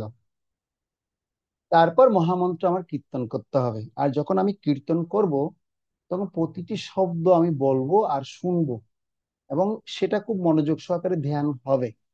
আর প্রতিটি শব্দ এবং বলবো যখন শুনবো, এই প্রতিটি শব্দের একটা আলাদা অর্থ রয়েছে। কি অর্থ? হরে কৃষ্ণ এবং রাম। হরে কৃষ্ণ কৃষ্ণ কৃষ্ণ হরে হরে, হরে রাম রাম রাম হরে হরে। এর পূর্ণ অর্থ হচ্ছে কি, হে সর্ব আকর্ষক ভগবান শ্রীকৃষ্ণ, হে আল্লাদিনী শক্তি। হরে মানে হচ্ছে শ্রীমতী রাধারানীর কথা বলা হচ্ছে, আর রাম মানে হচ্ছে পরম ভোক্তা, অর্থাৎ পরমেশ্বর ভগবান কৃষ্ণের আরেকটা স্বরূপ হচ্ছে কি রাম। হরে কৃষ্ণ রাম এই তিনটে শব্দের মধ্যে সমস্ত কি রয়েছে, সমস্ত শক্তি নিহিত রয়েছে। কি শক্তি নিহিত রয়েছে? এ সর্ব আকর্ষক ভগবান শ্রীকৃষ্ণ, এ পরম ভক্ত শ্রীরাম, আমাকে আপনাদের প্রেমময়ী সেবায় নিযুক্ত করুন। এ হচ্ছে পূর্ণ অর্থ। তো আমরা যখন কীর্তন করব তখন আমরা খুব ধ্যানে কীর্তন করা উচিত এবং ভগবানের এই নামের অর্থগুলো ভালো মতো আস্বাদন করা উচিত। তো যার ফলশ্রুতিতে কি রেজাল্টটা কি হবে? অন্যের হৃদয়ের মধ্যেও সেই প্রীতি উৎপন্ন করবে। কেউ যখন মনোযোগ সহকারে কীর্তন করবে তখন অন্যের হৃদয়ের মধ্যে কি হবে? এই অর্থগুলো বুঝে বুঝে যখন কীর্তন করবে তার হৃদয়কেও পরিশুদ্ধ করবে। তো এখন আমাদের এখন বর্তমান সময়ে কি হয়, আমাদের যারা ইসকন বা কৃষ্ণ ভাবনাময় যারা হচ্ছে তারা এভাবে মনোযোগ সহকারে কীর্তন করেন না। তারা একটা কি হয়, হ্যাঁ কীর্তন ভালো লাগে, হরে কৃষ্ণ কৃষ্ণ কৃষ্ণ হরে হরে, ওভাবে নয়। ব্যাপার পদ্ধতিটা কিন্তু ওইরকম নয়। পদ্ধতিটা হচ্ছে কি, একজন গাইবে আর অন্যরা সবাই হাততালি দিয়ে তাকে সহযোগিতা করবে। কিন্তু তার গাওয়া যখন শেষ হবে তখন অন্যরা সবাই তারপর কি করবে, তার পরপর বা তার কিছু কিছু করবে। তো এই হরে কৃষ্ণ মহামন্ত্র যখন সময়গত ভাবে যখন করা হয় তাকে বলা হয় সংকীর্তন। আবার যখন একা একা যখন বসে যখন করা হবে, অর্থাৎ জপমালায় যখন সেটাকে করা হবে সেটাকে বলা হয় জপ। জপ মানে সে নিজে শুধু শুনবে এবং সে অন্যদেরকে সেটা আহ বড় বড় উচ্চারণের মাধ্যমে ডিস্টার্ব করবে না। জপ মানে হচ্ছে সে নিজে যতটুকু শোনা যায় সে জপটা নিজের জন্য অত উচ্চারণ করে উচ্চস্বরে সে করবে, অত্যাধিক উচ্চস্বরে নয়। আবার যদি কোনো ভক্ত মনে করে না আমি প্রত্যেক জীবের মঙ্গলের জন্য জপটা করতে চাই, তাহলে সে বড় বড় উচ্চস্বরে জপ করতে পারে। তার ফলে শুধু মশা মাছি পোকা মাকড় পিঁপড়ে সবাই কি হবে, উপকৃত হবে। তো এটা হচ্ছে আমি সংক্ষিপ্ত সহকারে হরে কৃষ্ণ মহামন্ত্রের কিছু মাহাত্ম্যের কথা বর্ণনা করলাম। এছাড়া আরো অনেক সুন্দর সুন্দর গ্রন্থ রয়েছে যে হরে কৃষ্ণ মহামন্ত্র জপের সম্পর্কে, হরে কৃষ্ণ মহামন্ত্র জপের কৌশল, জপ ও ধ্যান গ্রন্থ, জপ। হ্যাঁ, তো এইভাবে অনেক ধরনের গ্রন্থ আপনারা পাবেন যে গ্রন্থগুলো থেকে আপনারা শুনবেন এবং পড়বেন, পড়ে আপনারা সেখান থেকে শিক্ষা লাভ করতে পারেন। তো পল্লবী মাতাজি, তাহলে আপনি প্রথমে শুরু সুরে প্রভুপাদের প্রণাম মন্ত্র বলবেন, তারপর আপনি পঞ্চদত্তের প্রণাম মন্ত্র বলবেন, এরপর হরে কৃষ্ণ মহামন্ত্র কীর্তন করবেন। ওকে, হরে কৃষ্ণ শুরু করুন। হরে কৃষ্ণ। প্রভু, আমি যখন বলবো এরপরে কি আপনারা বলবেন নাকি আমি একাই বলবো? আমরা বলবো, সবাই বলবে। আমি একা, সবাই বলবে? হ্যাঁ, সবাই বলবে। আচ্ছা, ঠিক আছে। হরে কৃষ্ণ। নমঃ বিষ্ণুপদায়। না, এভাবে না, আমি প্রভু, বলছি নম ওম বিষ্ণুপাদায় কৃষ্ণ পৃষ্ঠায় ভূতলে শ্রীমতে ভক্তি বেদান্ত স্বামিনীতে নামিনে ন, বলুন সবাই, নম ওম বিষ্ণুপাদায় কৃষ্ণ পৃষ্ঠায় ভূতলে শ্রীমতে ভক্তি বেদান্ত স্বামিনীতে নামিনে। এরপর বলুন, নমস্তে সরস্বতী দেবে গদাবাণী প্রচারিণে নির্বিশেষ শূন্যবাদে পশ্চাৎ দেশতারিণে। নমস্তে সরস্বতী গৌরবাণী প্রচারিণে নির্বিশেষ শূন্যবাদী পাশ্চাত্য দেশতারিণে। জয় শ্রী জয় কৃষ্ণ কৃষ্ণ চৈতন্য চৈতন্য প্রভু নিত্যানন্দ শ্রী অদ্বৈত গদাধর শ্রীবাসাদি গৌর ভক্ত বৃন্দ। জয় শ্রী কৃষ্ণ চৈতন্য প্রভু নিত্যানন্দ শ্রী অদ্বৈত গদাধর শিবসদি গৌরা ভক্ত বৃন্দ। হরে কৃষ্ণ মন্ত্র। হরে কৃষ্ণ, হরে কৃষ্ণ, কৃষ্ণ কৃষ্ণ হরে হরে, হরে রামা হরে রামা রাম রাম হরে হরে। হরে হরে কৃষ্ণ কৃষ্ণ কৃষ্ণ হরে হরে, হরে রাম হরে রাম রাম রাম হরে হরে। হরে কৃষ্ণ কৃষ্ণ কৃষ্ণ হরে হরে, হরে রাম রাম রাম হরে হরে। হরে কৃষ্ণ কৃষ্ণ কৃষ্ণ হরে হরে, হরে রাম হরে রাম রাম রাম হরে হরে। হরে হরে কৃষ্ণ কৃষ্ণ কৃষ্ণ কৃষ্ণ কৃষ্ণ হরে হরে, হরে রাম হরে রাম রাম রাম হরে হরে। জয় প্রভুপদ জয় প্রভুপদ, প্রভুপদ জয় প্রভুপদ। নিতাই গৌর হরি বল, হরি বল হরি বল, নিতাই গৌর হরি বল। হরিনাম সংकीर्तन की জয়, সমবেত গৌর ভক্তবৃন্দ কি জয়। এইভাবে করে আমরা 10-এ 5-এ মিলে সবে দাঁড়িতে বসিয়া কীর্তন করো সবে হাতে তালি দিয়া। তো যখন মনোযোগ সহকারে যারা গৃহে আছি, পরিবারে আছি, বাবা মার সাথে একসাথে বসে আমরা করতে পারি। পিতা মাতাও তারা তার সন্তানদেরকে বসিয়ে বসিয়ে কমপক্ষে যদি 5 মিনিটও যদি কীর্তন করে, তাহলে এই জগতে বিশাল মঙ্গল সাধিত হবে। তার সংসারেরও অনেক বেশি মঙ্গল হবে, আর অমঙ্গল কিছু ঘটবে না। কিন্তু আমাদের ব্যাপার হচ্ছে কি, আমরা যারা ভক্ত হচ্ছি বা যারা ভক্ত হয়েছি, তারাও কিন্তু এভাবে 5 মিনিট বসে কীর্তন করি না। করি? সত্য কথা বলুন তো দেখি, 5 মিনিট করি বসে? হ্যাঁ প্রভু, আমি করি। আচ্ছা, ভেরি গুড। আর কে করেন দেখি, হাত তুলুন তো। করি ঘরের মধ্যে বসে, বাবা মাকে একসাথে নিয়ে বসে? তো যদি না করি, আজকে থেকে সেটা আমরা চালু করি, আজকে থেকে আমরা সেটা শুরু করতে। তো ঠিক আছে, তাহলে আমরা সেভাবে কীর্তন করব বাড়িতে। এখন আমি আপনাদের মাঝে একটা বিষয় উপস্থাপন করতে চাই। তো এখন আদর্শ ছাত্র এবং শিক্ষক সম্পর্কে কিরকম হবে, সেই বিষয় সম্পর্কে একটু আপনাদের সাথে আলোচনা করতে চাই।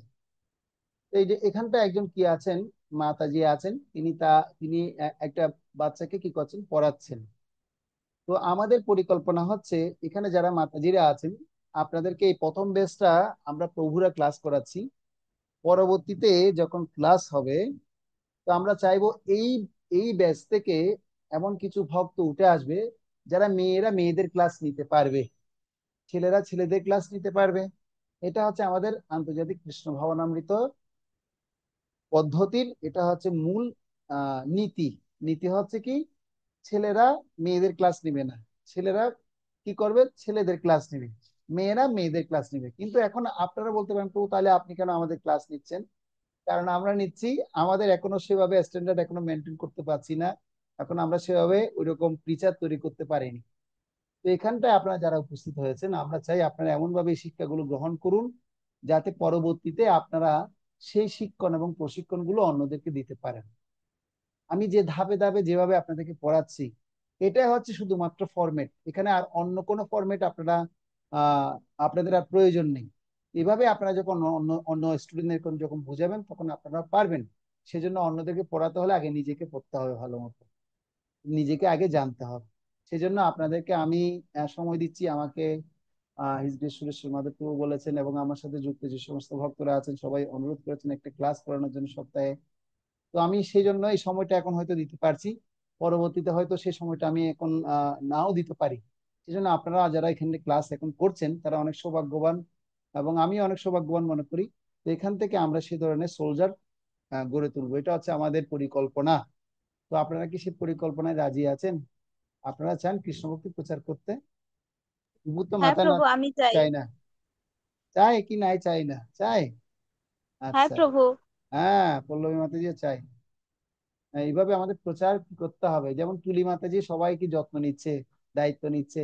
তো এটা হচ্ছে আমাদের একটা মানে আদর্শ বা গর্বের কথা। তো আমরা ওইভাবে অন্যরা যারা ক্লাস করছে সবাই যেন এইভাবে কি হয়ে উঠি, গড়ে উঠি। আমাদের অনেক বেশি স্টুডেন্টের দরকার নেই, কিন্তু 10 জন স্টুডেন্ট যারা হবে, পাকা স্টুডেন্ট হবে, তারা ভালো মতো শিখবে। যা শ্লোক পড়া দেওয়া হবে সে শ্লোক শিখে পড়া দিবে। যা পড়ানো হচ্ছে সেটা নোটস তারা করে তারা পাঠিয়ে দিবে। তাহলে এর ফলশ্রুতিতে কি হবে, সে নিজে একজন ভালো ছাত্র, মানে ভালো একজন শিক্ষক।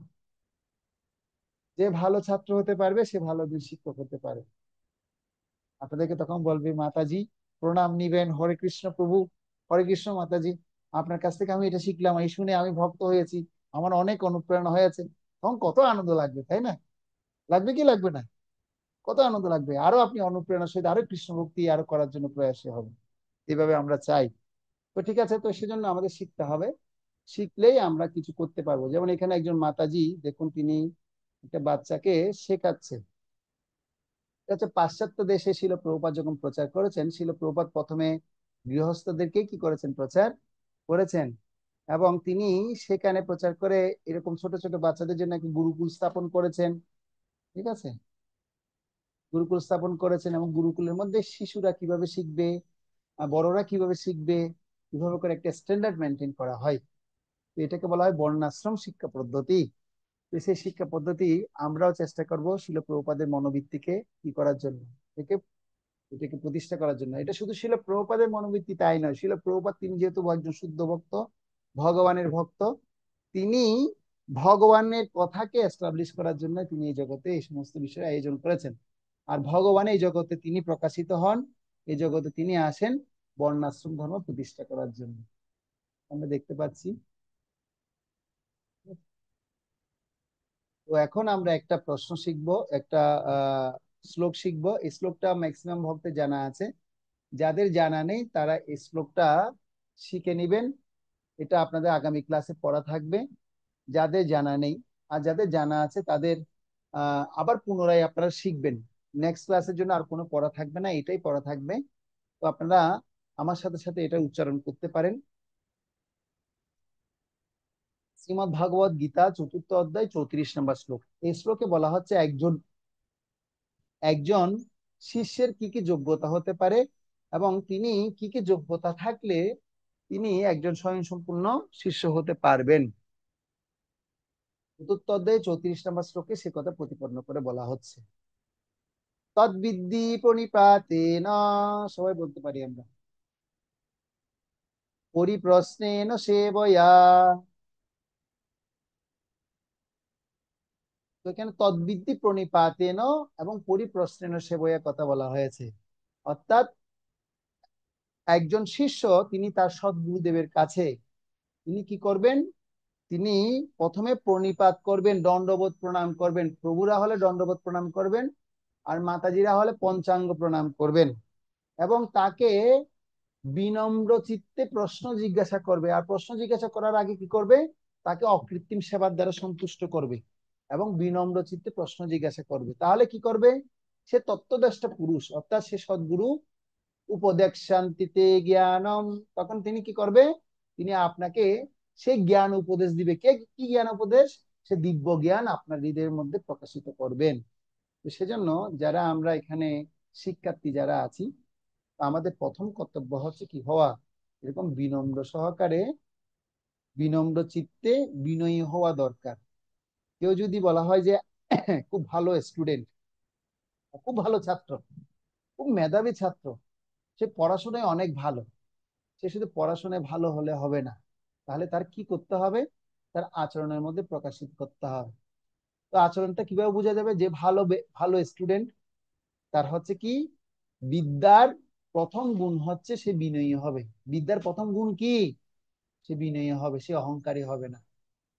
বিদ্যা ভূষণম চ বিনয়, বিদ্যার ভূষণটা কি, বিনয়। যার সে যত বেশি লেখাপড়ার গভীরতা, সে তত বিনয়ের সাথে কথা বলবে। এটা হচ্ছে আধ্যাত্মিক শিক্ষার প্রথম শিক্ষা গুরুত্ব। যে আধ্যাত্মিক যে চেতনায় যত বেশি উন্নত হবে, সে তত বেশি বিনীত হবে।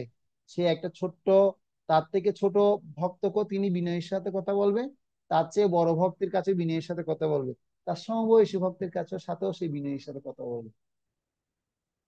সহজ না কঠিন? অনেক কঠিন আছে, সেটা আমাদের অনুশীলন করতে হবে।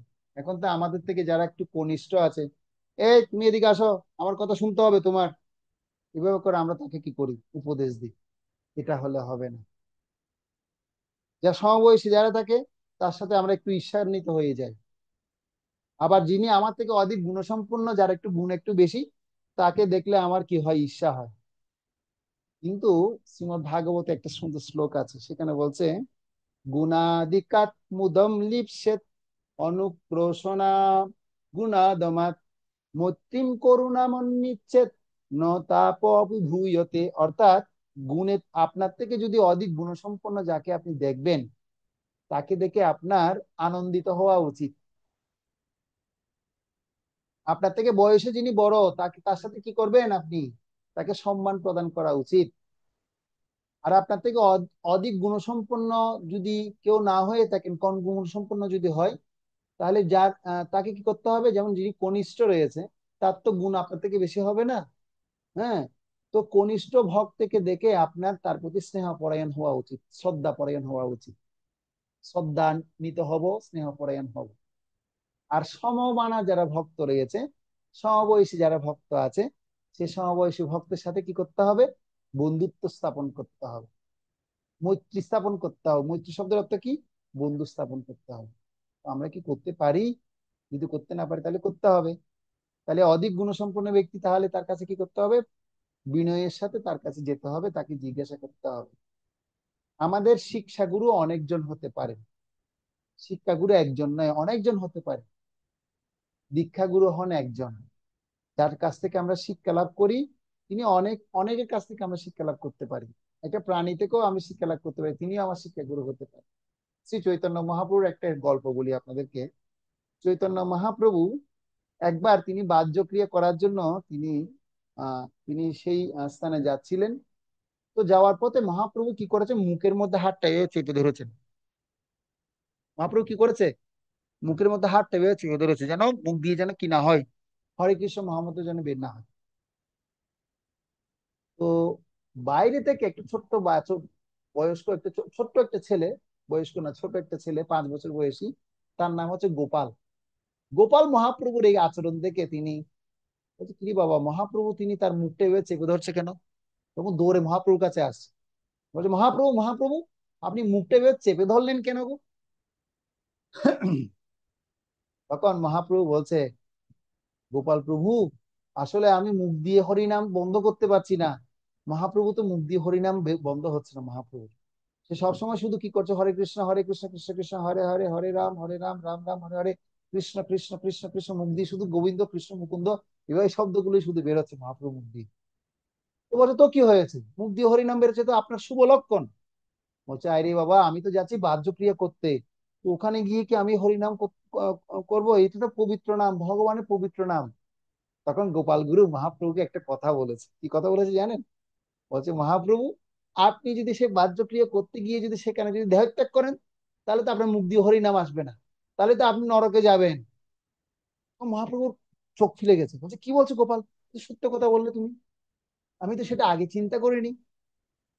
তুমি, তোমার কাছ থেকে তো আমি সুন্দর একটা কথা শিখলাম, যে বাহ্য ক্রিয়া করতে গিয়ে যদি আমার দেহত্যাগ হয় তাহলে তো আমি নরকে যাব, তাহলে তো হরিনাম বন্ধ করা উচিত না। সেজন্য হরিনাম আমি সব সময় করব তাহলে। বলছে হ্যাঁ প্রভু, আপনি সব সময় হরিনাম করবেন, আপনি হরিনাম প্রচার করার জন্য এখানে আসছেন, হরিনাম প্রকাশ করার জন্য এখানে আসেন, হরিনাম ছাড়া থাকতে পারবেন না, আপনার সবসময় হরিনাম করতে হবে। তখন মহাপ্রভু গোপাল গুরুকে দণ্ডবোধ প্রণাম করে বলছে, আজ থেকে তুমি আমার গুরু, সেজন্য তোমার আজ থেকে নাম হবে গোপাল গুরু। কি নাম হবে? গোপাল গুরু। তো আপনার চৈতন্য চৈতামৃতে বিভিন্ন জায়গায় একটা গোপাল গুরুর এরকম শিক্ষা আছে, চৈতন্য ভাগবতে আপনারা শুনে থাকবেন, কিন্তু সুন্দর।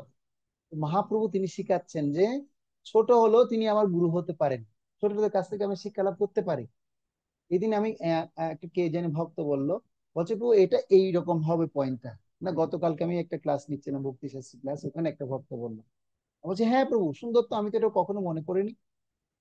সবার কাছ থেকে আমরা শিক্ষা লাভ করতে পারি, এই নয় যে আমি অনেক কিছু জানি।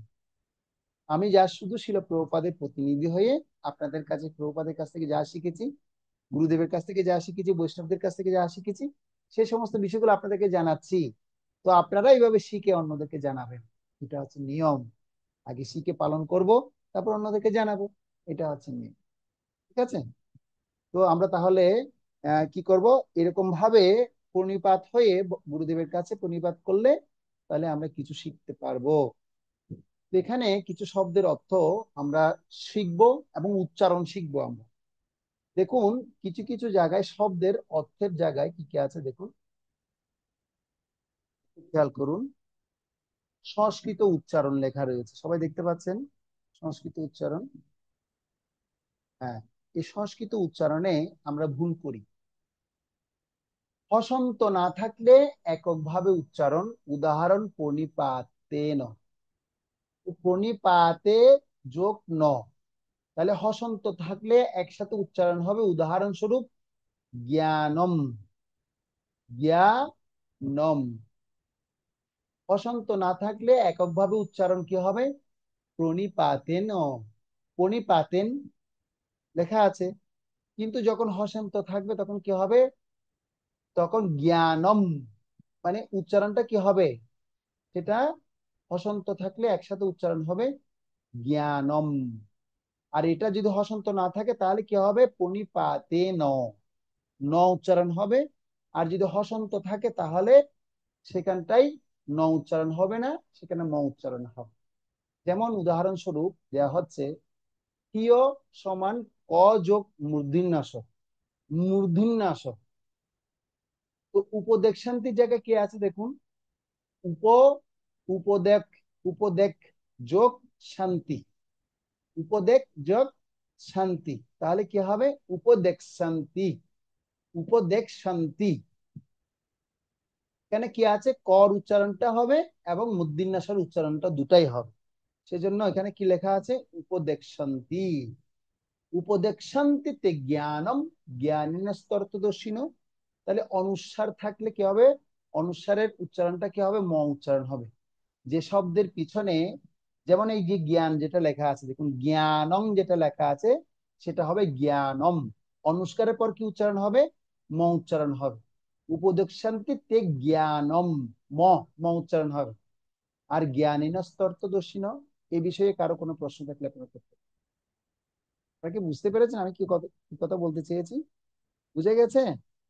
যদি জ্ঞানের পরে যদি অনুস্কার থাকে তাহলে কি হবে, ম উচ্চারণ হবে, সেটা জ্ঞানং ন হবে, হবে না, ন হবে না, সেটা ম হবে, জ্ঞানম, জ্ঞানম, ম, ম। ঠিক আছে, বুঝে গেল? কৌশিকী মাতাজি, তুমি কি বুঝতে পারলে বলো।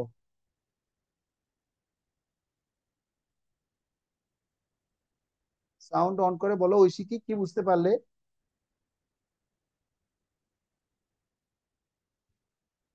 বলতে পারবে? আচ্ছা টুকু, হ্যাঁ বলো। প্রভু, হ্যাঁ, কি বুঝতে পারলে বলো। শান্তিতে জ্ঞান। মানে গুরু, গুরুকে সম্মান দেওয়া না উচিত। না, ওটা বলছি না আমি, এই যে এখন বুঝালাম যে জ্ঞানং শব্দের উচ্চারণটা লেখা আছে, হ্যাঁ, জ্ঞানং দৈন্তনের পর অনুস্কার রয়েছে, সে অনুস্কারের উচ্চারণটা কি হবে, প্রণাম ম হবে, ম হবে। হবে, সেটা হ্যাঁ। ন হবে না, সেটা ম হবে। প্রতিটি শব্দের শেষে যখন এইভাবে থাকবে তখন কি হবে, ম উচ্চারণ হবে। কুকুর মাতাজি, আপনি বুঝতে পেরেছেন? হরে কৃষ্ণ প্রভু, প্রণাম, বুঝতে পেরেছি। তো তাহলে বুঝতে পারলে আমাকে এটা একটা বলুন, উপদেক শান্তি এটা কি হবে, উপদেক শান্তি হবে না দেখ শান্তি হবে, কোনটা হবে? উপদেক শান্তি। কেন হবে? এখানে ক্ষিয়ার সংযুক্ত, তো তো ক যোগ স, তো দেক শান্তি। তো সেজন্য সংস্কৃত উচ্চারণ করার সময় এই শব্দগুলো আমরা আস্তে আস্তে অল্প অল্প শিখবো। যেমন আজকে আমরা দুটো শব্দ শিখলাম, কি গুরুত্বপূর্ণ পয়েন্ট ছিল আমাদের, তাই না? আগে কিন্তু আমরা জানতাম না, অনেক সময় আমরা এই সমস্ত বিষয় ধারণা ছিল না। বিশাখা মাতাজি, আপনি কি বুঝতে পেরেছেন? আছে কিনা কি হ্যাঁ জানি প্রভু, বুঝতে পেরেছি। কি বুঝতে পেরেছেন বলুন দেখি। উপদেশান্তি আর জ্ঞানং শব্দ দুটো কি বুঝাতে চেয়েছি? প্রভু, উপদেশ শান্তিটা স উচ্চারণ কিয়টা স উচ্চারণ হবে। কি উচ্চারণ হবে? স উচ্চারণ হবে। কি আপনি উচ্চারণ করে দেখান, উপদেশ সন্ধিটা কি হবে? উপদেক্ষান্তি। হ্যাঁ, তো তার মানে ক এবং মূর্ধন্য ষ দুটোকেই একসাথে কি হয়েছে তোকে উচ্চারিত। একসাথে উচ্চারণ করতে হবে। ওকে, আর জ্ঞানটা কি হবে? আর জ্ঞানমটা হচ্ছে অনুস্বার থাকলে ওটা হচ্ছে ম উচ্চারণ হবে। এটা সবসময় মনে রাখতে হবে, শব্দের শেষে যখন কি থাকবে, অনুষ্কার থাকবে, কি উচ্চারণ হবে? হ্যাঁ, ম ম উচ্চারণ উচ্চারণ। হবে।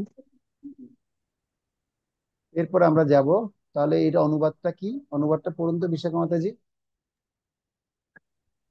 অনুবাদ: সদ্গুরুর শরণাগত হয়ে তত্ত্বজ্ঞান লাভ করার চেষ্টা করো, বিনম্র চিত্তে প্রশ্ন জিজ্ঞাসা করো এবং অকৃত্রিম সেবার দ্বারা তাকে সন্তুষ্ট করো। তাহলে সেই তথ্যদ্রষ্টা পুরুষেরা তোমাকে জ্ঞান উপদেশ দান করবে। হরে কৃষ্ণ। তার তার মানে এখন গুরুদেবের কাছে আমাদের কি করতে হবে, এরকম বিনয়ী হতে হবে। যে যত বিনয়ী ভক্ত হবেন সে তত প্রশংসিত হবেন। এই কৃষ্ণ ভাবনামৃত আমরা দেখতে পাচ্ছি, কেউ যদি কৃষ্ণ ভাবনামৃতে সফল ভক্ত হতে চাই, তাকে অহংকারী হলে হবে না, কি হতে হবে? বিনয়ী হতে হবে। তো আমরা যখন মন্দিরে যখন আসি, আমাদেরকে যখন একটা ট্রেনিং দেওয়া হয়, ট্রেনিং এর নাম হচ্ছে পিডিসি কোর্স, মানে পার্সোনাল ডেভেলপমেন্ট কোর্স। 1 বছর খুব কড়া নিয়ম তান্ত্রিক জীবনের মধ্যে আমাদের থাকতে হয়। তো সেখানের মধ্যে একটা শ্লোক শেখায়, রাধে রাধে কহ ছোট বোনকে রহ। কি কথা, কি শেখায়? দেখি সে শব্দটা দেখি, আপনাদেরকে আমি শিখিয়ে নি প্রথম ক্লাসে বলেছি, বলো রাধে রাধে কহ ছোট বোনকে রহ। মানে কি? কে বলতে পারবে এর অর্থ কি? সবাই তো এখন হিন্দি বুঝো, তাই না? রাধে রাধে কহ ছোট বোনকে রহ মানে কি? কে পারবে এর অর্থ কি? তোমার হিন্দি পারেন না আপনারা? হিন্দিতে রাধে সবাই, রাধে আর সবাই এখন ছোট, দক্ষ কি? মানে কি? বলুন তুলি মাতাজি, বলুন কি? রাধে রাধে কহ মানে রাধে রাধে বলো, আর ছোট হয়ে থাকার কথা বলা হচ্ছে এখানে। ছোট হয়ে থাকো, বেশি বড় হতে যেও না বাবা। তো আধ্যাত্মিক জীবনে যে যত বেশি ছোট হবে, সে তত বেশি বড় হয়ে যাবে। রাধে রাধে কল বলবো, ছোট হয়ে থাকবো। সেজন্য কৃষ্ণ বলো সঙ্গে চলো, এই মাত্র ভিক্ষা চাই। রাধা কৃষ্ণ বলো বলো, বলো রে সবাই। ঠিক আছে, এটা আমাদের নীতি হওয়া দরকার। হুম, এটা আমাদের শিখতে হবে।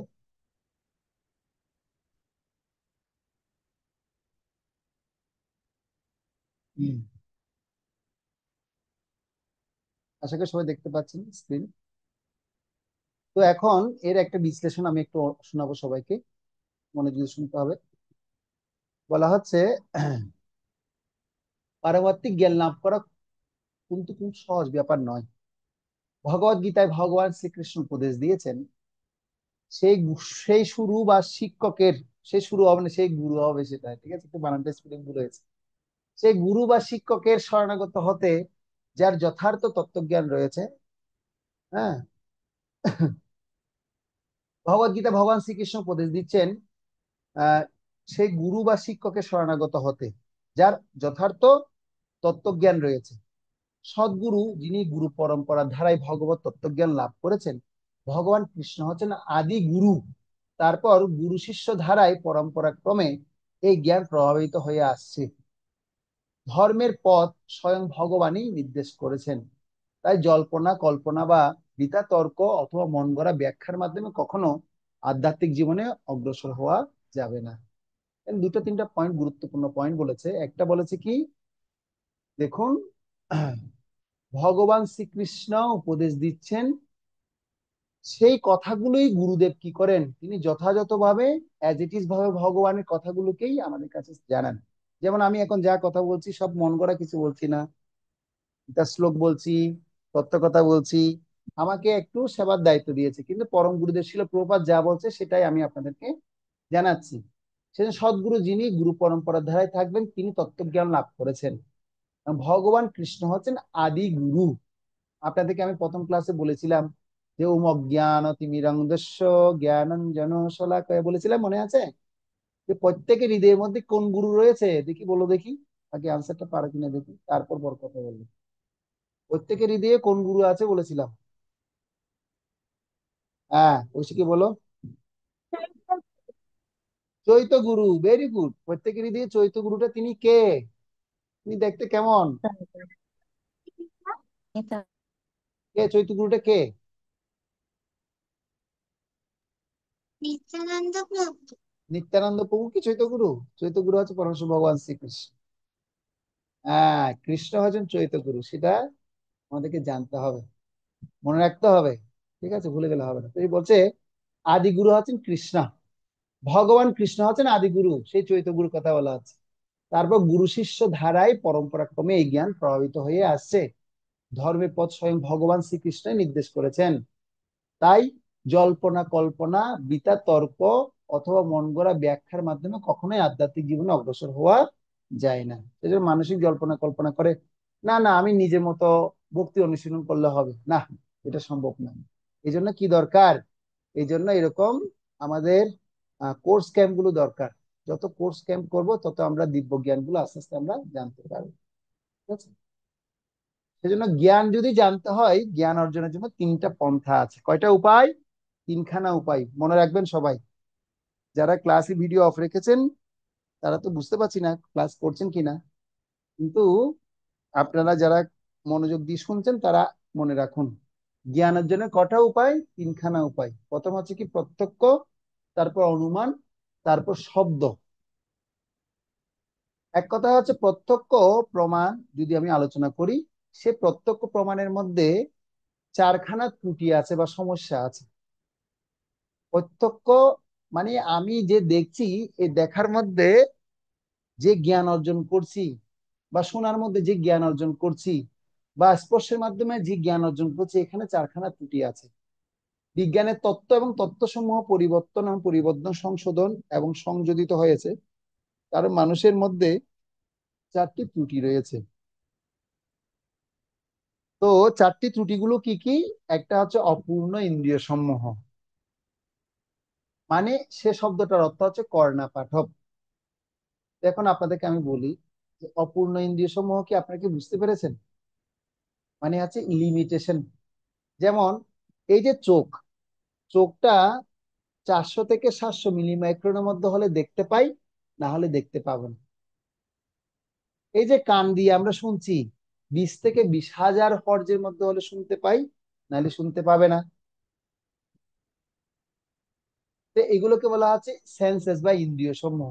এই ইন্দ্রিয় সমূহ গুলোকে কি হচ্ছে লিমিটেশন। বুঝি কি বুঝতে পারছো? তুমি না থাকিয়ে আছে শুরু, সেন্সেস গুলো হচ্ছে লিমিটেড, এটা আনলিমিটেড নয়, এটা হচ্ছে কি লিমিটেড। সেজন্য এগুলো হচ্ছে অপূর্ণ। এই অপূর্ণ ইন্দ্রিয়গুলো সীমাবদ্ধতা রয়েছে, যার কারণে এটা নাম দেওয়া হয়েছে কি অপূর্ণ ইন্দ্রিয় সমূহ বা কর্ণপাঠক। তার দ্বিতীয় যেটা বলা হচ্ছে সেটা হচ্ছে কি মোহগ্রস্ত হওয়ার প্রবণতা।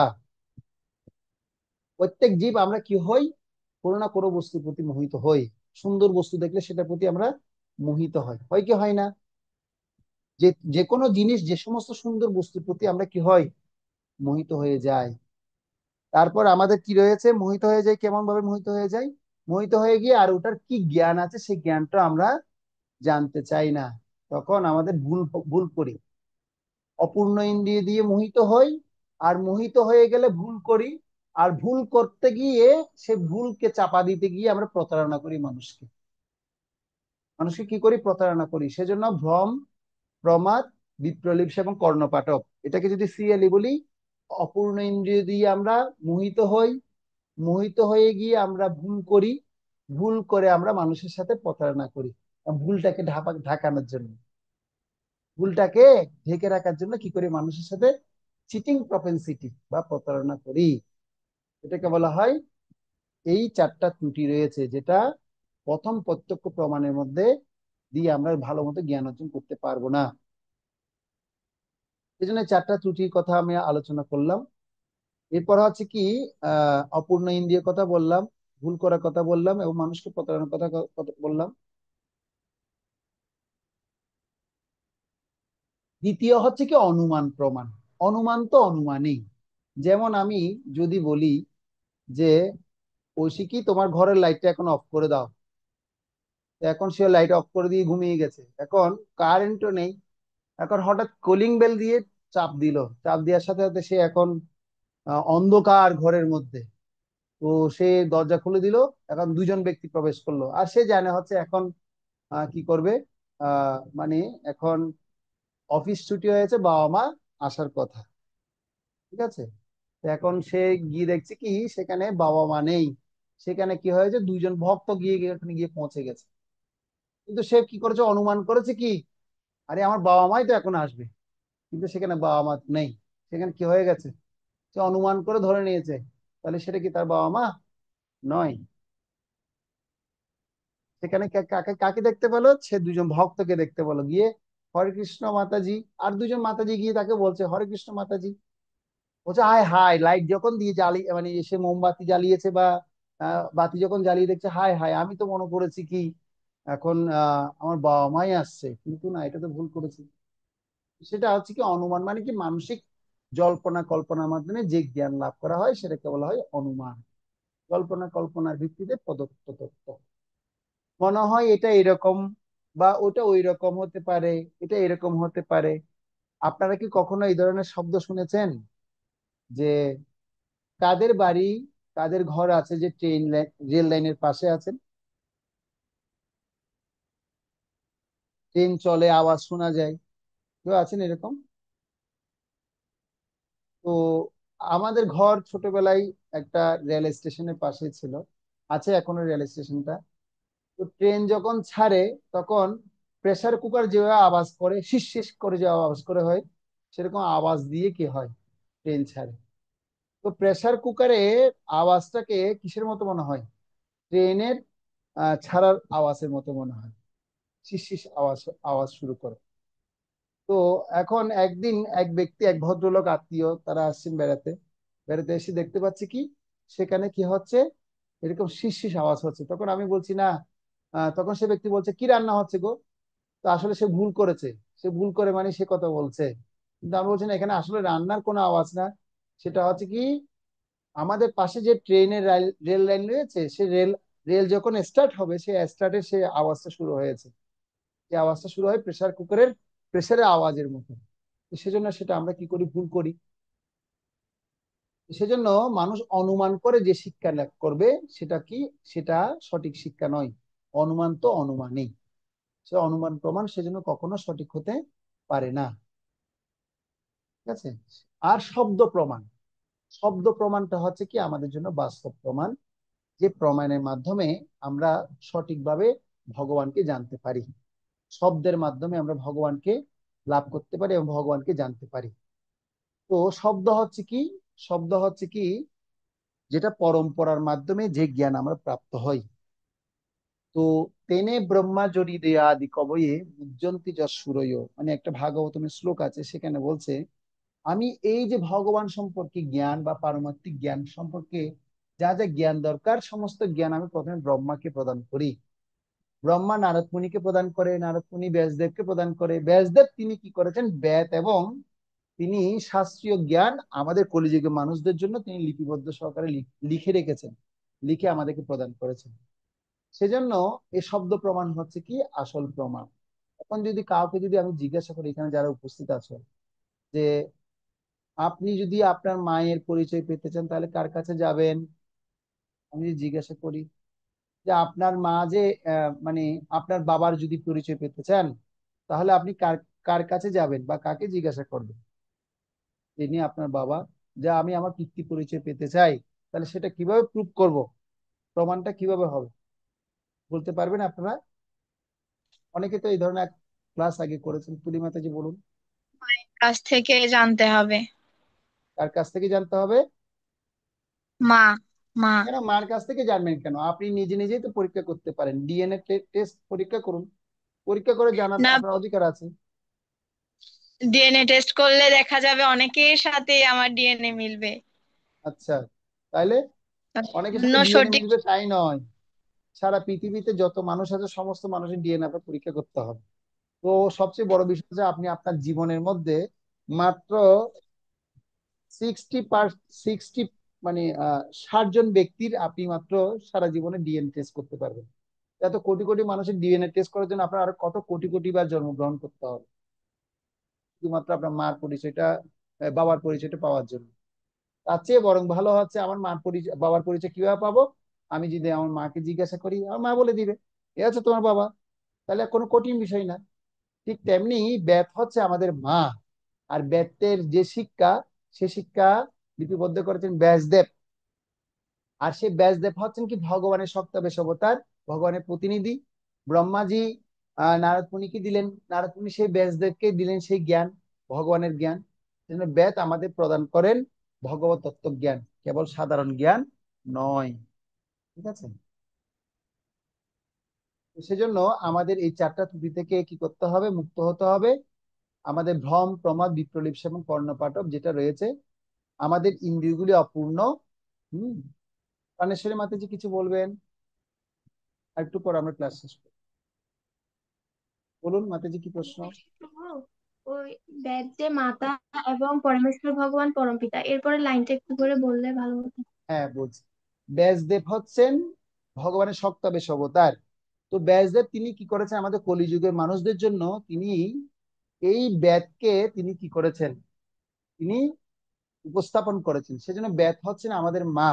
আর আমরা এই বেদ যদি অধ্যয়ন করি তাহলে আমরা ভগবানকে জানতে পারবো, অর্থাৎ মায়ের কাছ থেকে বেদের শিক্ষা থেকে আমরা আমাদের পরম প্রভু পরম পিতা ভগবানকে আমরা জানতে পারবো। এর জন্য আর আলাদা কোনো পন্থার দরকার হবে না। সেজন্য বেদের শিক্ষার মূল সারবস্তু হচ্ছে ভগবত গীতা এবং শ্রীমদ্ ভাগবতম। এই জ্ঞান যদি আমরা লাভ করতে পারি তাহলে আমরা ভগবানকে অনায়াসে জানতে পারবো। তো আমাদের যে ইন্দ্রিয়গুলো অপূর্ণের কথা বলছি, যার ফলে আমরা মোহগ্রস্ত হই, সে কারণে আমরা ভুল করি, আর সেই ভুলকে লুকিয়ে রাখার জন্য আমরা মানুষকে প্রতারণা করতে চাই, সে কথা আমি বলেছিলাম আপনাকে। তো সেজন্য জ্ঞান অর্জনের জন্য আমাদের কি করতে হবে, আমাদের কিছু পদ্ধতি আছে, 2টা পদ্ধতি আছে, একটা হচ্ছে আরোহ পদ্ধতি আর একটা অবরোহ পদ্ধতি। জ্ঞান অর্জনের জন্য 2খানা পদ্ধতি আছে, একটা আরোহ পদ্ধতি আর একটা অবরোহ পদ্ধতি। আর এই বৈদিক জ্ঞান লাভ করতে হয় গুরু পরম্পরার দ্বারাই। আরোহ পদ্ধতি মানে আমি নিজে নিজে জানতে চাই, আর অবরোহ পদ্ধতি মানে কি গুরু পরম্পরার ধারাই আমাদের জানতে হবে। যেমন আপনি কলেজ বিশ্ববিদ্যালয়ে কেন পড়াশোনা করেন, কারণ এটা এমন একটা নির্দিষ্ট স্থান যেখানে গেলে আপনি আপনার সাবজেক্টে শিক্ষা লাভ করতে পারবেন। ঠিক আছে, তো সেজন্য এর জন্য একটা অনুমোদিত কলেজ বা স্কুল দরকার রয়েছে। তো অনুমোদিত কলেজে গেলে আপনি সে অনুমোদিত কলেজ মানে হচ্ছে পরম্পরা, আর আমরা সেই পরম্পরার মধ্যে আছি। ভগবান থেকে আমরা পরম্পরা সেই পাই, 4টা পরম্পরা পাই, তার মধ্যে আমরা ব্রহ্মমত গরীয় সম্প্রদায়ে রয়েছি। ইসকন বা কৃষ্ণ ভাবনামৃতে যা শিক্ষা, এটা ব্রহ্মমধ্য গরীয় সম্প্রদায়ের অন্তর্ভুক্ত। আর অধ্যাপক কে? অধ্যাপক যিনি তার গুরু থেকে শ্রবণ করেছেন। হ্যাঁ, যেভাবে আমরা আমাদের যিনি শিক্ষা প্রদান করেছেন, তিনি যিনি শিক্ষা প্রদান করেন তিনি তার উপরের গুরু থেকে শিখেছেন। এভাবে পরম্পরার মাধ্যমে আমরা এই জ্ঞান প্রাপ্ত হয়ে আসছি। তো এই প্রামাণিক গ্রন্থটা কি, সেটা হচ্ছে বৈদিক জ্ঞান, সেটা হচ্ছে ভগবত গীতার জ্ঞান, সেটা হচ্ছে আমাদের প্রামাণিক গ্রন্থ। তো সেটা আমাদের কি করতে হবে, আমাদের ধারণা রাখতে হবে। এটা আমাদের অপূর্ণ ইন্দ্রিয় সমূহের একটা ভিডিও দেখানো হচ্ছে। এটা হচ্ছে স্ট্রিট আর্ট, যেখানে মানুষকে ইলিউশন তৈরি করে বিভিন্ন রকমের ফাঁদ দেখানো হচ্ছে। এগুলো রাস্তার মধ্যে পেইন্টিং করা, কিন্তু আমরা দেখতে পাচ্ছি মনে হচ্ছে কি আসলে মানে এই সমস্ত বিষয়গুলো বাস্তবই দেখা যাচ্ছে, কিন্তু তাই নয়। এগুলো হচ্ছে স্ট্রিট পেইন্টিং, আপনারা দেখতে পাচ্ছেন কিভাবে আমরা ভ্রমিত হই। রাস্তার মধ্যে এগুলো পেইন্টিং করা হয়েছে অ্যাজ ইট ইজ। মনে হচ্ছে সে ভার উত্তোলন করছে, কিন্তু তাই নয়, সে রাস্তার মধ্যে ঝাঁপিয়ে আছে। এ সাইকেল চালিয়ে যাচ্ছে মনে হচ্ছে, কিন্তু এ ঘোড়ায় চলে যাচ্ছে, কিন্তু তাই নয়, সে শুধু বসে আছে। ঠিক আছে, এগুলো আমরা দেখো কি করে ভুল করি। আচ্ছা, যে সাউন্ডটা, এটা কি শোনা যাচ্ছে? শিল প্রভুপাদ এখন একটা কথা হ্যাঁ বলবে, প্রভু। আমি একটু শেয়ার স্টপ করে আবার একটু শেয়ার করছি। শিল প্রভুপাদের একটা আমরা কোট শুনবো। প্রভুপাদ এই মায়া সম্পর্কে কি বলছে? We simply repeat the words and the instruction given by the predecessors. Krishna instructed Brahma, Brahma instructed Narad, Narad instructed Vyasdev, Vyasdev instructed Madhyacharya, and in this way then Madhavendra Puri, Ishwar Puri, Sri Chaitanya Mahaprabhu, then the 6 Goswamis, Then the Srinivasa Acharya, Kaviraj Goswami, Narottam Das Thakur, Vishwanath Chakravarti, Jagannath Das Babaji, Bhakti Vinod Thakur, Gaur Kishore Das Babaji, Bhakti Siddhanta Saraswati, and then we are doing the same thing. There is no difference. That is the specific procedure of the Krishna consciousness movement. হরে কৃষ্ণ। তো আপনারা দেখতে পেয়েছেন কিভাবে গুরু পরম্পরা আসে, সেটা ছিল প্রভুপাদের মুখ থেকে। তো আমি ভিডিওটা আরেকবার চালাতে চাই, আরেকবার মনোযোগ দিয়ে শুনুন কিভাবে আমরা গুরু পরম্পরায় পেয়েছি এবং গুরু পরম্পরা Manufacture something. We simply repeat the words and the instruction given by the predecessor. Krishna instructed Brahma, Brahma instructed Narad, Narad instructed Vyasdev, Vyasdev instructed Madhyacharya, and in this way then Madhavendra Puri, Ishwar Puri, Sri Chaitanya Mahaprabhu, then the 6 Goswamis, then the Srinivasa Acharya, Kaviraj Goswami, Narottam Das Thakur, Vishwanath Chakravarti, Jagannath Das Babaji, Bhakti Vinod Thakur, Gaur Kishore Das Babaji, Bhakti Siddhanta Saraswati, and then we are doing the same thing. There is no difference. That is the specific procedure of the Krishna consciousness movement. হরে কৃষ্ণ। তো শিল প্রভুপাদ আমাদেরকে জানালেন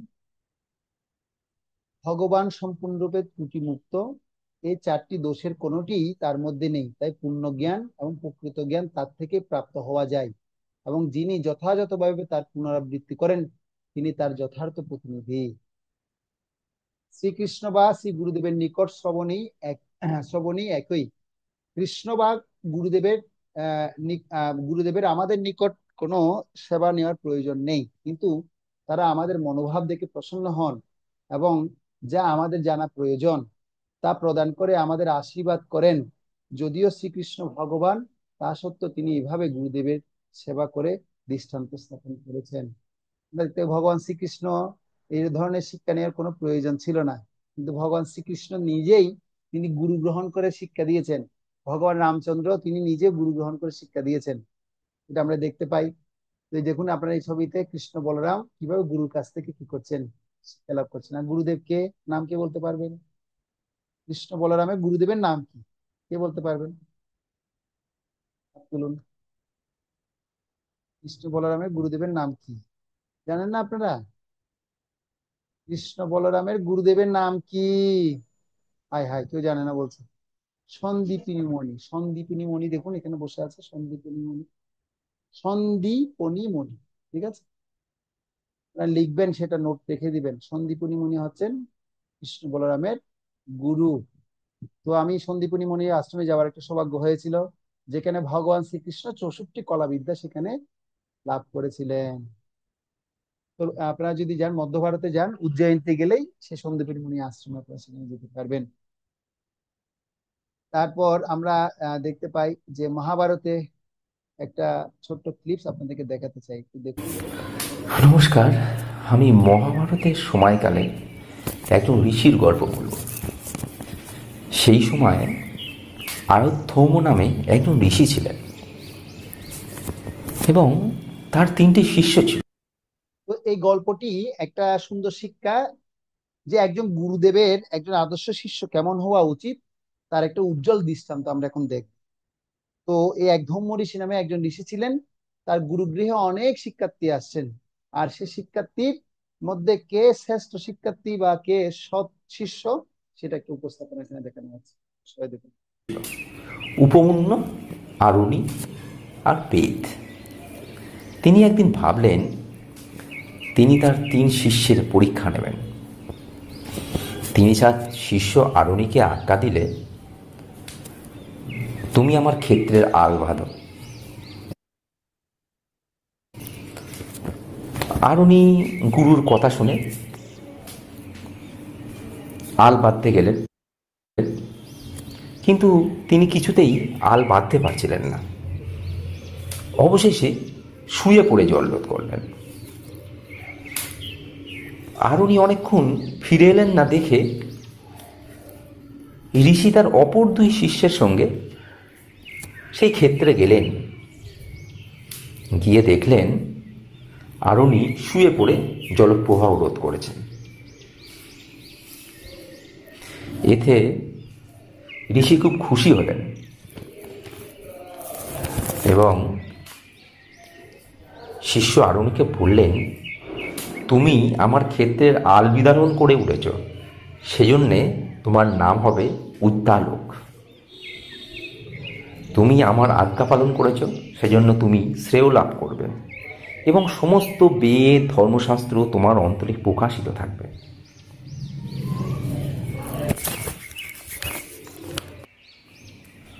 আয়ুর্ধর্ম তার দ্বিতীয় শিষ্য উপমন্যুকে আদেশ করলেন, যাও তুমি আমার গো রক্ষা করো।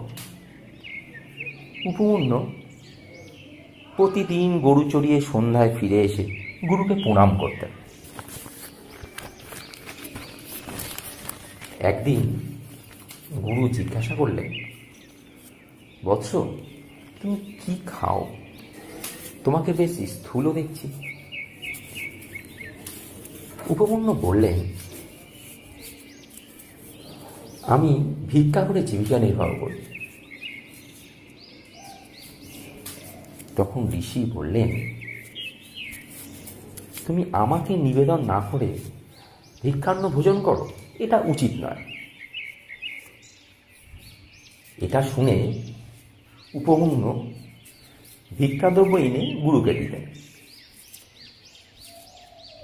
এরপরেও তাকে স্থূল দেখে ঋষি জিজ্ঞাসা করলেন, তুমি যা ভিক্ষা পাও সবই তো আমি নিই, তুমি এখন কি খাও? উপমন্যু বললেন, প্রথমবার ভিক্ষা করে আপনাকে দিই, তারপর আমার ভিক্ষা করে আমি জীবিকা নির্বাহ করি। গুরু বললেন, এ তোমার ভারী অন্যায়, এতে অন্য ভিক্ষাজীবীদের ক্ষতি হয়, তুমি লোভী হয়ে পড়ছো।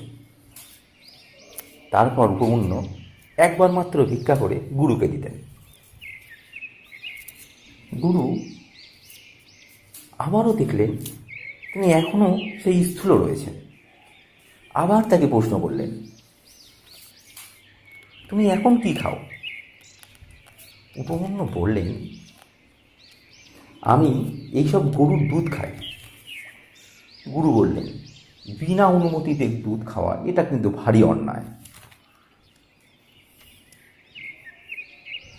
উপমন্যু তারপরেও স্থূলকায় রয়েছে। এরপর গুরু আবারও তাকে জিজ্ঞেস করলেন, তুমি কি খাও? তুমি তো এখনো স্থূল রয়েছ। উপমন্যু বললেন, স্তন্যপানের পরে বাছুরেরা যে ফ্যান উৎপন্ন করে তাই আমি খাই। গুরু বললেন, এই বাছুরেরা দয়া করে তোমার জন্য অনেক ফ্যান উৎপন্ন করে, তাতে এদের পুষ্টির ব্যাঘাত ঘটে। ফ্যান খাওয়া তোমার একেবারেই উচিত নয়। গুরুর সকল নিষেধ মেনে উপমন্যু গরু চড়াতে লাগলেন। একদিন উপমন্যু খিদের বশে আকন্দ পাতা খেয়ে ফেললেন এবং অন্ধ হয়ে গেলেন। এবং অন্ধ হওয়াতে তিনি একটি কূপের মধ্যে পড়ে গেলেন।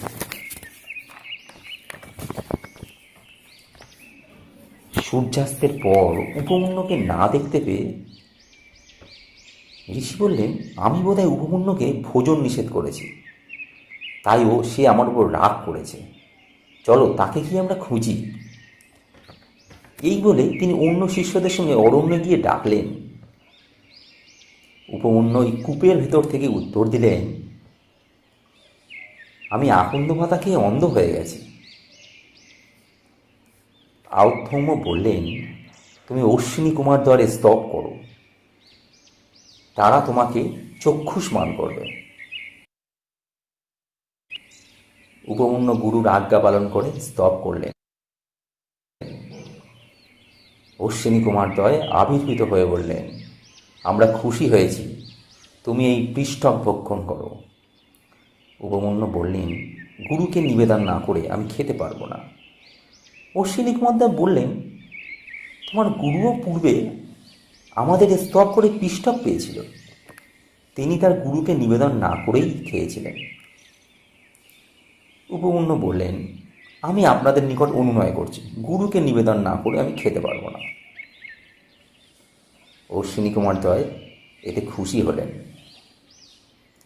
বললেন, তোমার গুরু ভক্তিতে আমরা খুশি হয়েছি। তোমার গুরুর দন্ত কৃষ্ণ লোহময় হবে, তোমার দন্ত হিরণময় হবে, তুমি চক্ষুষ্মান হবে এবং শ্রেয় লাভ করবে।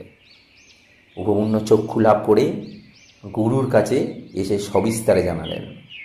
গুরু খুশি হয়ে বললেন, অশ্বিনী কুমারদ্বয়ের বরে তোমার মঙ্গল হবে, সকল বেদ ধর্মশাস্ত্র তুমি আয়ত্ত করবে। উপমন্যুর পরীক্ষা এইভাবে শেষ হয়েছিল।